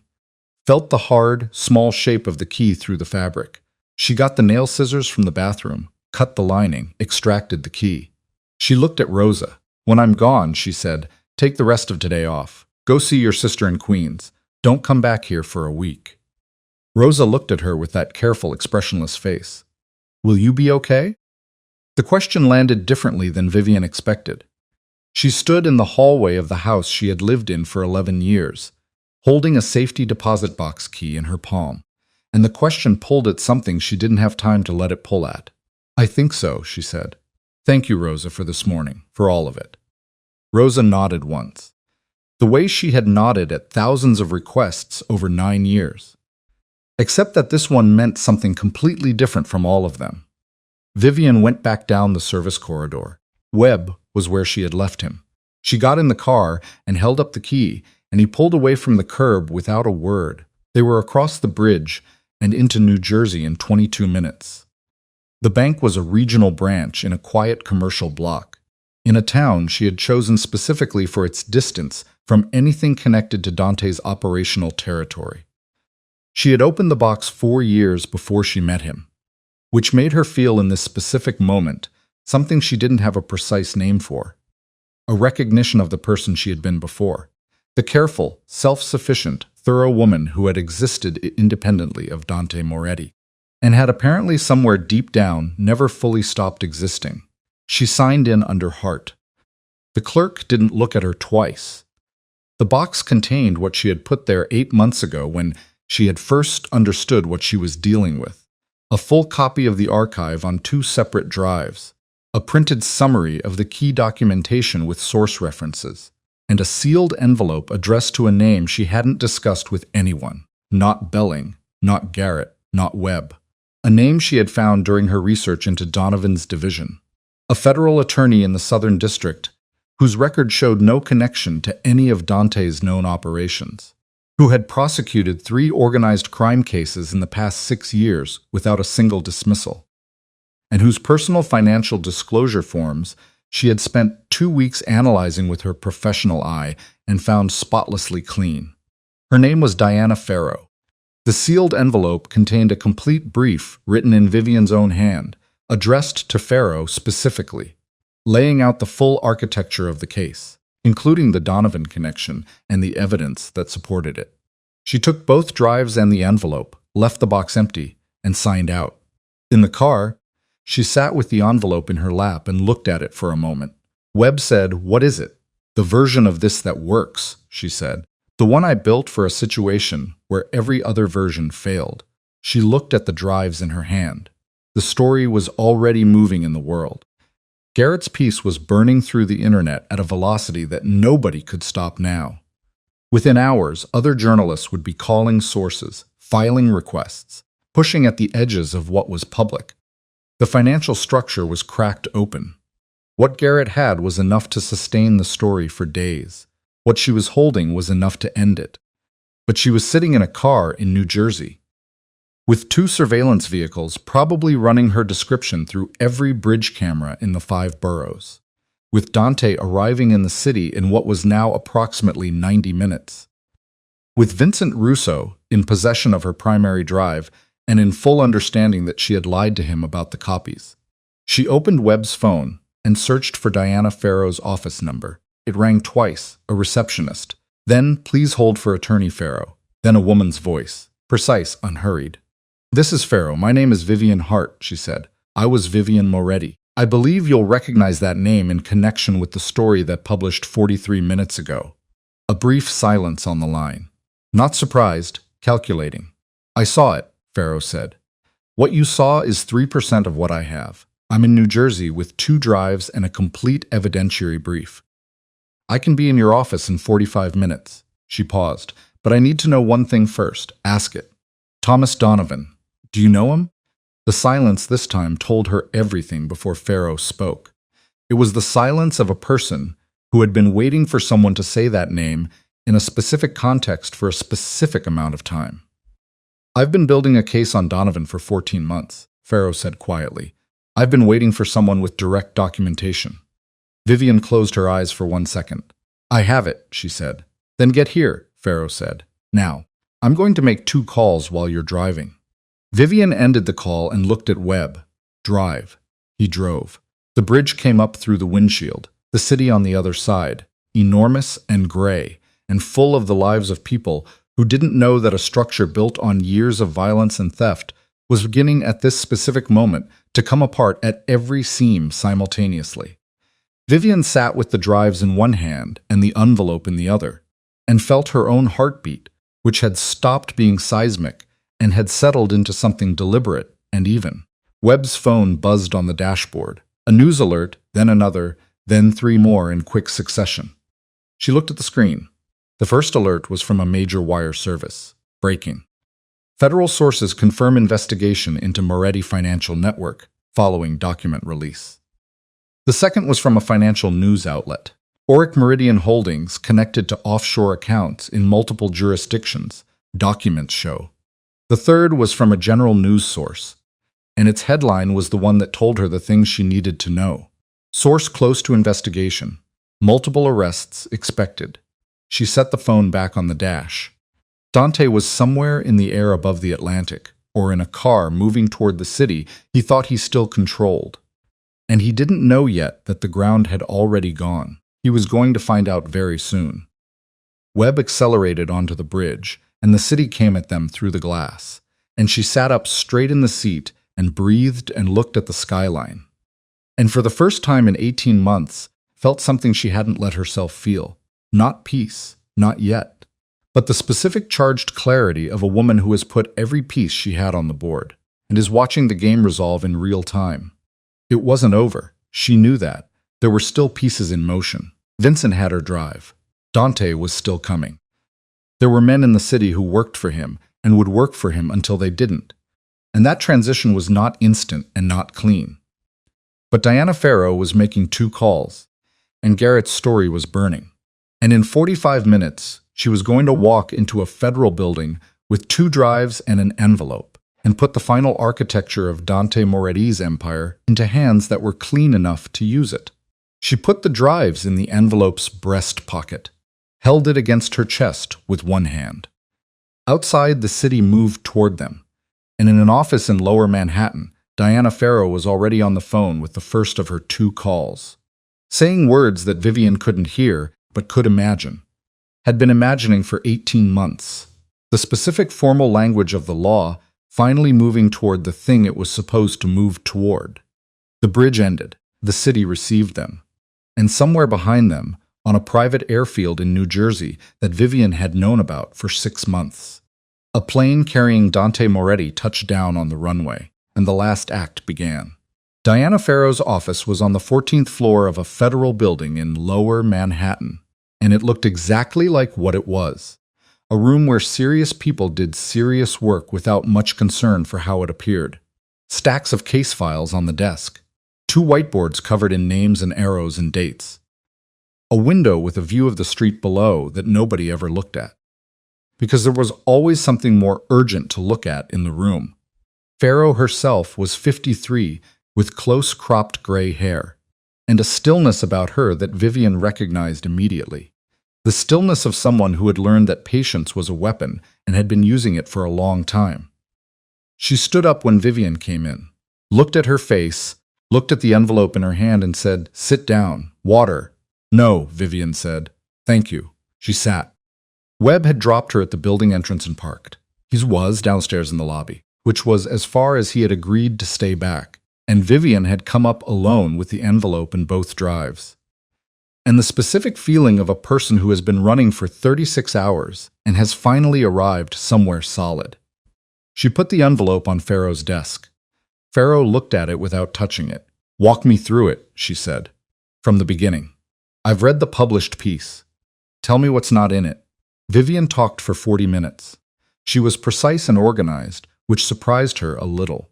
She had expected to be more ragged, more depleted. But there was something about sitting across from a person who received what she was saying without flinching that activated the professional part of her brain. The part that had spent a decade making complicated things comprehensible. She laid out the structure, the shell companies, the account flows, the exit timeline, the Donovan connection with the specific documentation that supported it, the Caruso information, the full architecture of a criminal enterprise that had been operating beneath layers of legitimacy for 20 years. Farrow asked 3 questions during the 40 minutes, all of them precise, all of them aimed at the load-bearing elements of the case. She took no notes. She was the kind of person who didn't need to. When Vivian finished, Farrow sat back in her chair and was quiet for a moment. "The Donovan material," she said. "If this holds up." "It holds up," Vivian said. "I spent 2 weeks on those documents specifically. I know what I'm reading. It implicates him in obstruction dating back at least 6 years. At least." Farrow looked at the envelope. "You said you addressed this to me specifically before today. Before 7 months ago, I researched you for 3 weeks before I sealed it." Farrow absorbed that. "Why?" Vivian looked at her. "Because your financial disclosures were clean. Because your case record didn't have any of the specific discontinuities I'd associate with external interference. And because your name appeared in a communication between Russo and Donovan as someone they'd identified as a potential liability." She paused. "They were worried about you." That was sufficient recommendation.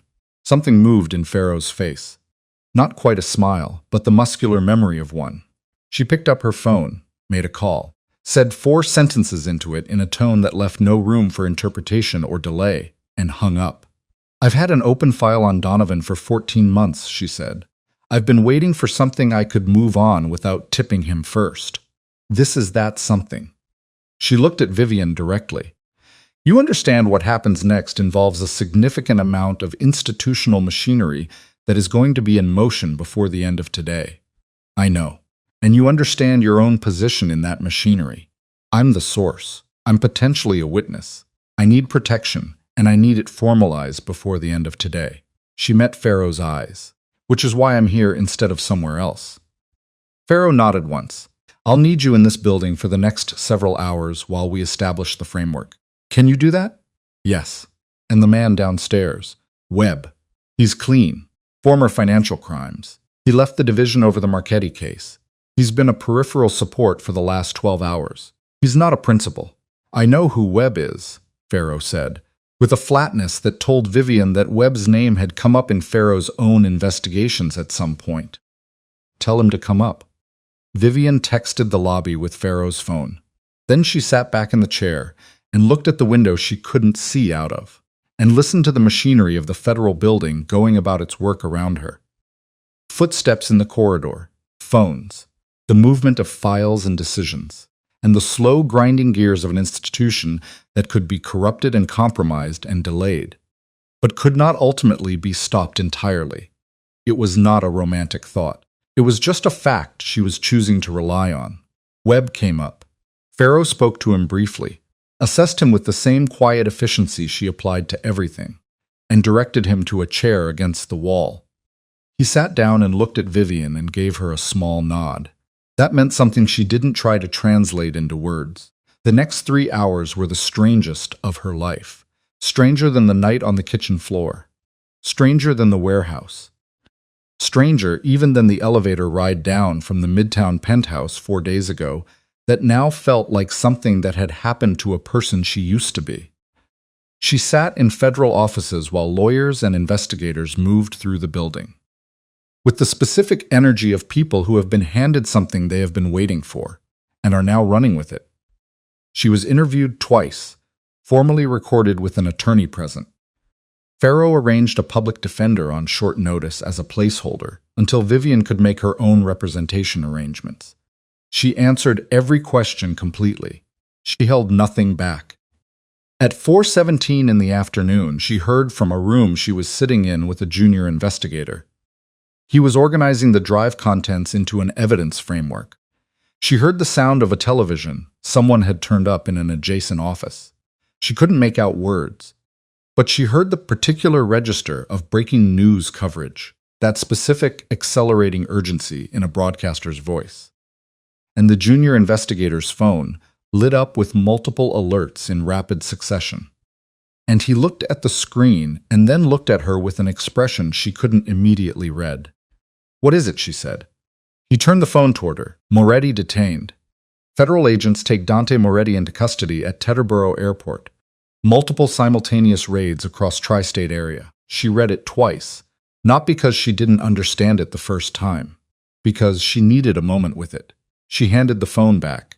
"Thank you," she said, and didn't say anything else. What she felt in that moment was not triumph. She would think about that afterward during the long weeks that followed, trying to locate the feeling more precisely. It wasn't relief exactly, either, though relief was part of it. It was something more like the feeling you get when you have been holding a great weight at arm's length for so long that your arms have stopped registering the strain. And then you set it down, and for a moment you can't feel your arms at all. Not pain, not release. Just a kind of profound and disorienting absence of the thing that had been defining your experience for longer than you had realized. She had been holding Dante Moretti at arm's length for a long time, longer than 18 months. She suspected she had been holding him at arm's length since approximately year 4 of their marriage, when she had first understood what he was fully, and had made the decision, not conscious exactly, but real, to not look directly at it. She had been paying the cost of that decision ever since. She set it down now. The raids were simultaneous and coordinated, which she learned over the following hours in fragments. 6 locations in New York, 3 in New Jersey, 1 in Connecticut, warehouses, offices, the accounts department of a legitimate business in Midwood that had been laundering money for 11 years. Vincent Russo was arrested at his apartment in the West 70s at 4:45 in the afternoon, which meant he had gone home after the warehouse, which meant he had believed the situation was resolved, which meant her lie had bought her exactly the time she had needed it to. Thomas Donovan was placed on administrative leave by end of business and had 3 federal attorneys in a room with him before dinner. Sienna Vale's legal team contacted Farrow's office at 6 p.m., offering cooperation in exchange for consideration of her position. Farrow's office received the call and gave nothing back. They would deal with Sienna when they got to Sienna. There was a sequence to these things. Vivian was in the federal building until 9:30 that evening, when she finally walked out into the night, Webb beside her, both of them silent in the way of people who have used all available language. The city was doing what the city always did, which was to continue existing with complete indifference to the events occurring within it.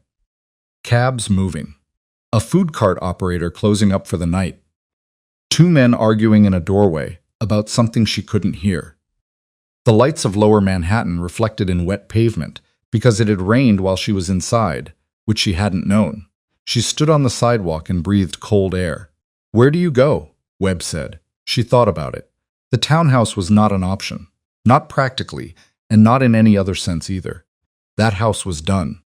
It would be involved in the asset seizure process, and she had no desire to stand in those rooms again. No desire to pick up the life that had been lived in them. There was a hotel. There was always a hotel. She had access to funds in her own name, not the settlement. That would take time. But her own accounts. The ones she had maintained independently throughout the marriage without thinking about why. "Hotel," she said. "Tonight. And then I'll figure out the rest." Webb nodded. He looked like a man who understood that question, the after question. The what now question that arrives once the thing you have been doing is finished. And the space it occupied is suddenly empty. "You did good work," he said. It wasn't a compliment exactly. More like a professional assessment, a statement of fact from someone qualified to evaluate the fact. "So did you," she said. "Thank you for the diner and the car, and staying across the street." He looked at her for a moment. "You would have found another way. Maybe you would have. You'd been finding other ways for 18 months. She didn't argue. They stood on the sidewalk for another moment, and then went their separate directions. And she watched him walk away, and thought that she would probably talk to him again. He was going to be a witness in a federal case, and so was she. And the legal process was going to create a structure of continued contact for months or years. But that the specific quality of this particular collaboration was finished, and that was its own kind of thing to sit with. She got a cab. Hotel in Midtown. Anonymous. Not the kind of place she would have chosen in any previous life, but exactly right for tonight. She paid in cash, which she still had from the amount she had been keeping on herself for the last 3 weeks. Rode the elevator up. Sat on the edge of the hotel bed in her coat and looked at the wall. She sat there for a long time. She thought about Dante. Not about what he had done. Not about the empire and the accounts and the exit plan. She had thought about all of that exhaustively. Had turned it over and examined it from every angle for the better part of 2 years. And she was finished with that particular examination. She thought about him as a person. The man who had kissed her on the temple in the kitchen on an ordinary morning and told her he'd call. The man who had said that was not supposed to happen about Frank Caruso, which was true, and also meaningless, and whose voice had cracked on her name in the Midtown penthouse in a way she had chosen not to turn around for. She thought about Rome and last Christmas. And the early years when he had looked at her like she was the most interesting thing in any room, which she had been, and which he had subsequently spent considerable energy ensuring she would never feel the need to demonstrate again. She had loved him. Past tense was the only honest tense available for that statement now. But past tense didn't make it not true. She had loved him, and she had let that love make her smaller for 12 years. And he had let her let him, and had depended on it, had built the upper floors of his empire on the assumption of her silence and her patience, and her capacity to look away from the things she knew was there. He had been wrong about that. Not because she hadn't been all of those things. She had been for a long time. But because you could only remain smaller than yourself for so long. Before the part of you that knew what you were capable of started pushing back.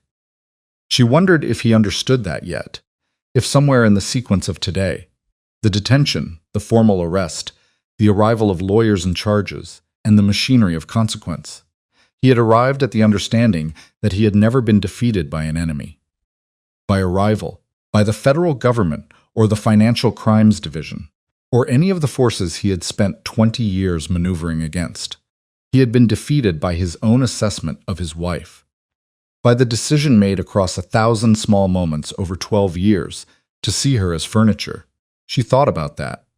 And then she took off her coat and hung it on the hook behind the door, and got into the hotel bed and slept for 11 hours without moving. The weeks that followed were not peaceful. She hadn't expected them to be. There was the legal process, testimony, documentation review, formal interviews. The careful construction of a prosecutorial record that Pharaoh's office built with the methodical thoroughness of people who understood that Dante's defense team would be among the most expensive in the country, and that the case needed to be airtight at every joint. Vivian cooperated fully. She answered every question put to her by every attorney on both sides of the process, because she had nothing to hide and no desire to pretend otherwise. The Donovan matter moved on a separate track. It was messier. Institutional corruption always was. But Pharaoh had her 14 months of groundwork, and Vivian's documentation, and a federal machinery that, once convinced of its own compromise, applied considerable energy toward cleaning it up. Donovan resigned in week 3. Federal charges came in week 7. He did not attempt to minimize his cooperation. Vincent Russo flipped in week 2. She heard about it through Pharaoh's office, and felt nothing in particular except a tired recognition of the inevitable. Vincent had always been a practical man, and practical men, when the structure they have operated within collapses completely, make practical decisions about their own survival. He gave them everything: names, dates, the full operational history of 25 years. He talked for weeks. The transcripts, when portions of them were eventually made available to her legal team, were staggering in their detail and their flatness. A man giving a complete account of a life lived in service of organized violence, in the same tone he might use to describe a series of business transactions, which was, she supposed, exactly what it had been to him. Sienna Vale cooperated fully as well, and earlier than anyone had expected. She was 26 years old and had made decisions that were going to follow her for the rest of her life. And whatever else Vivian thought about her, and she had worked to think as little about her as possible, because there was no version of that particular emotional territory that was useful. She was young enough that there was still a rest of her life to consider. The charges against Sienna were reduced significantly in exchange for her testimony. She gave a statement to a federal investigator in which she described in clinical detail exactly how Dante had recruited her into the financial structure, exactly what she had understood about the money she was signing for, and exactly when she had understood that her signature had made her a participant rather than merely a witness. She was 23 when it started. Vivian sat with that number for a while. The legal settlement was protracted and complex, in the way that all legal matters touching organized crime and asset seizure are protracted and complex. Her personal assets, the ones in her own name, the ones predating the marriage, the accounts she had maintained independently, were separated from the seized estate with relative clarity. The marital assets were more complicated. She had a good attorney, a woman she had found through a referral from Pharaoh's office, and the woman was very good, and the outcome was as fair as outcomes got in situations like this. She didn't take more than what was clearly hers. That was a decision she made early and held to, not because she was indifferent to money, but because she understood, with the forensic clarity that had been the defining feature of her professional mind for 20 years, that every dollar she took from Dante's estate was a dollar that existed because of what he had done and what he had cost people. She wanted to be clean. She wanted the rest of her life to be built on something that was actually hers. She put most of what she received into the foundation. It took 8 months to structure properly, a legal entity established under her birth name, Heart, designed to provide support for whistleblowers, journalists, and victims of organized crime. She worked with 3 attorneys and a nonprofit specialist to build it, with the same methodical care she had applied to building the case, and the result was something solid, something real, something that would exist and function after she had moved on to whatever came next. The trial itself was the most publicized, organized crime proceeding in several years. She testified on the 4th day, in a courtroom so still while she spoke that she could hear the court reporter's keystrokes. She was on the stand for 6 hours across 2 sessions. She answered every question in the voice she used when she was at her most professional. Not cold, not emotional, just precise. She described what she had found, how she had found it, and what she had done with it. Dante's attorneys were thorough. They challenged her access to the documents, her methods of obtaining them, her motivations. They implied she had fabricated or manipulated evidence to retaliate for personal betrayal. She answered each challenge with the specific documented counter-evidence she had anticipated they would require. Because she had anticipated all of it, had spent her time in federal protection preparing for exactly this. When the cross-examination was finished, Dante's lead attorney sat down with the expression of someone who had done the best they could with what they had and knew it wasn't enough. She looked at Dante once during her testimony, only once. He was looking at her across the courtroom with an expression she had spent months trying to prepare herself to see. It was not rage. It was not the cold calculation she had seen in the penthouse that night. It was something quieter, and she thought, more honest than almost anything she had seen on his face in 12 years. It was the expression of a man who was understanding something about himself that he had had the resources to avoid understanding until now. She held his eyes for 3 seconds and looked away. She didn't look at him again. The verdict came on a Tuesday in November, and she was not in the courtroom for it.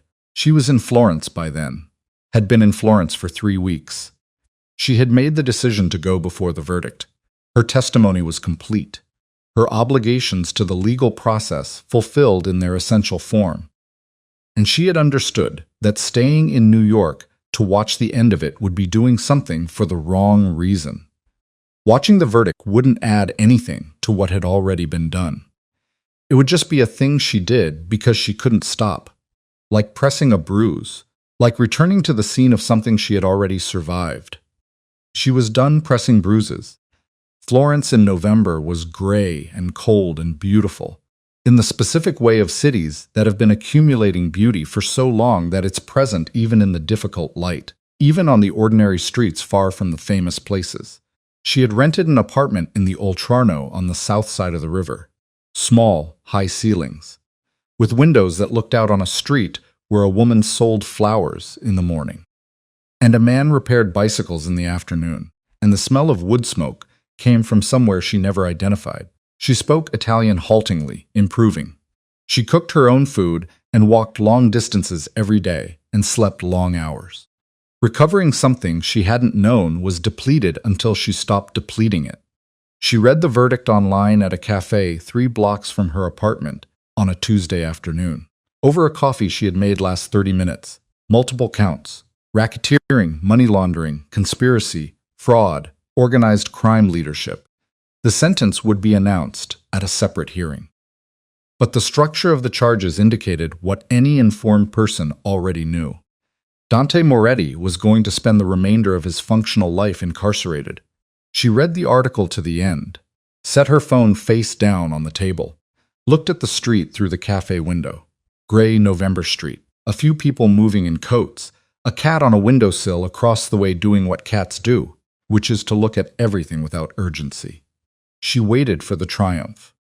She had been told by several people at various points in the preceding months that this moment would feel like vindication, like victory, like the release of something long held. She waited for whatever that was supposed to feel like. What she felt was quieter than any of those words. She felt the particular quality of a life that had been restructured by difficulty into something truer than what it had been before. Not better, exactly. It wasn't simple enough to be better, but truer. She was 43 years old and she was sitting alone in a cafe in Florence. And she was more herself than she had been at 33 or 38 or 40. More herself than she had been in the long, comfortable numbness of the Upper East Side. More herself than she had been in any of the rooms where she had made herself smaller and quieter, and less likely to notice things that were better left unnoticed.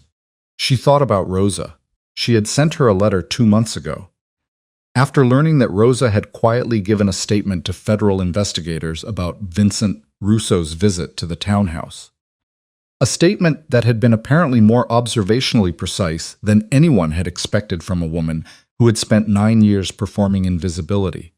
She hoped Rosa was okay. She thought Rosa was probably okay.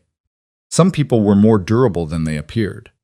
And Rosa had always appeared quite durable. She thought about Webb. He testified in the Donovan proceedings, and she had heard his name in that context, but hadn't been in contact with him directly since the night she had walked out of the federal building. She hoped the Marchetti investigation got reopened. She thought it probably would. She thought about Garrett, who had published 3 more pieces in the weeks following the warehouse, each one more comprehensive than the last, built on the materials she had eventually gotten to him through the proper channels. He had been nominated for something. She had seen the notification in passing, and felt genuinely glad for him in the specific way you feel glad for someone who has paid a cost and received something in proportion to it. The cat on the windowsill across the way stood up, stretched in the elongated, boneless way of cats, and stepped out of the light. She picked up her phone. No more news. Just a notification from the Foundation's attorney.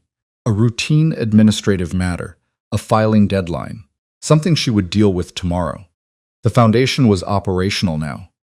Had already received its first 3 applications for assistance. The work was real. That was the thing she had found in the month since leaving. The specific anchoring quality of work that was actually worth doing. She put the phone in her pocket and finished her coffee. She thought about Dante one more time. Final time, not with hatred. She had moved through the hatred in the early weeks, had let it burn through her and hadn't tried to suppress it. And it had burned itself out the way things do when you don't feed them, not with love. That had been accurate in its time and was finished now. With something more like the complicated, sober reckoning you apply to any major event in your life. What happened? What it cost? What it changed? What you would do differently? What you wouldn't? He had been a man who believed that power protected him from consequence. He had been wrong about that. Most people who believe it are wrong eventually, but eventually can take a long time to arrive, and the damage done in the interval can be staggering. She had been part of that damage, not the worst part, but she had been complicit in the silence and the looking away, and she had decided a long time ago not to flinch from that word. Complicit. It was accurate. She owned it. She had tried in whatever limited way she could to address it. It wasn't enough to balance the ledger. She understood that the ledger didn't balance. That was the nature of the kind of harm that had been done. That you couldn't run the numbers and arrive at 0. But she had done what she could do, and she was going to keep doing it through the Foundation. Through whatever form her work took from here forward. That would have to be sufficient because it was all there was. She left money on the table and put on her coat, and walked out into the November street. The flowers were gone from the corner. The woman packed up at noon, but the bicycle repairman was still working. Bent over a wheel with the focused absorption of someone who was good at their work and knew it. She walked past him and crossed the small bridge over a narrower part of the Arno, looking downstream at the city laid out in the gray afternoon light. Old stone, old water. Things that had been here long before any of this, and would be here long after. She walked back to her apartment, opened the windows despite the cold, because she had developed a habit of cold air, had come to associate it with the particular quality of being awake and present that she was trying to maintain. Made tea, sat at the table by the window with a notebook she had been keeping, not a diary. more like a working document. Ideas about the foundation, about the cases she was reading, about the work she was learning to want again. She picked up the pen. Outside the street did what streets do. A child ran past laughing at something. Two old men stood at the corner, discussing something with the unhurried seriousness of people who had all the time they needed. A pigeon walked along the opposite windowsill in the way pigeons do, which is to say, with complete confidence that the world is exactly the right size for them. Vivian Hart, age 43, formerly Vivian Moretti, sat at a table in a rented apartment in the Oltrarno district of Florence, and picked up her pen and started writing. It was not the end of something. It was not the conclusion of the story she had been living for the last 2 years. It was just the next sentence in the ongoing account of a woman who had learned at considerable cost the difference between the life that happens to you and the life you decide to build out of what is left. She wrote, until the light outside changed and the street grew quieter, and the cold air coming through the window was replaced by the specific evening stillness of a city that knew how to end a day without drama. Then she put the pen down. Then she closed the notebook, and outside in the city that didn't know her name, the last of the autumn light went off the water.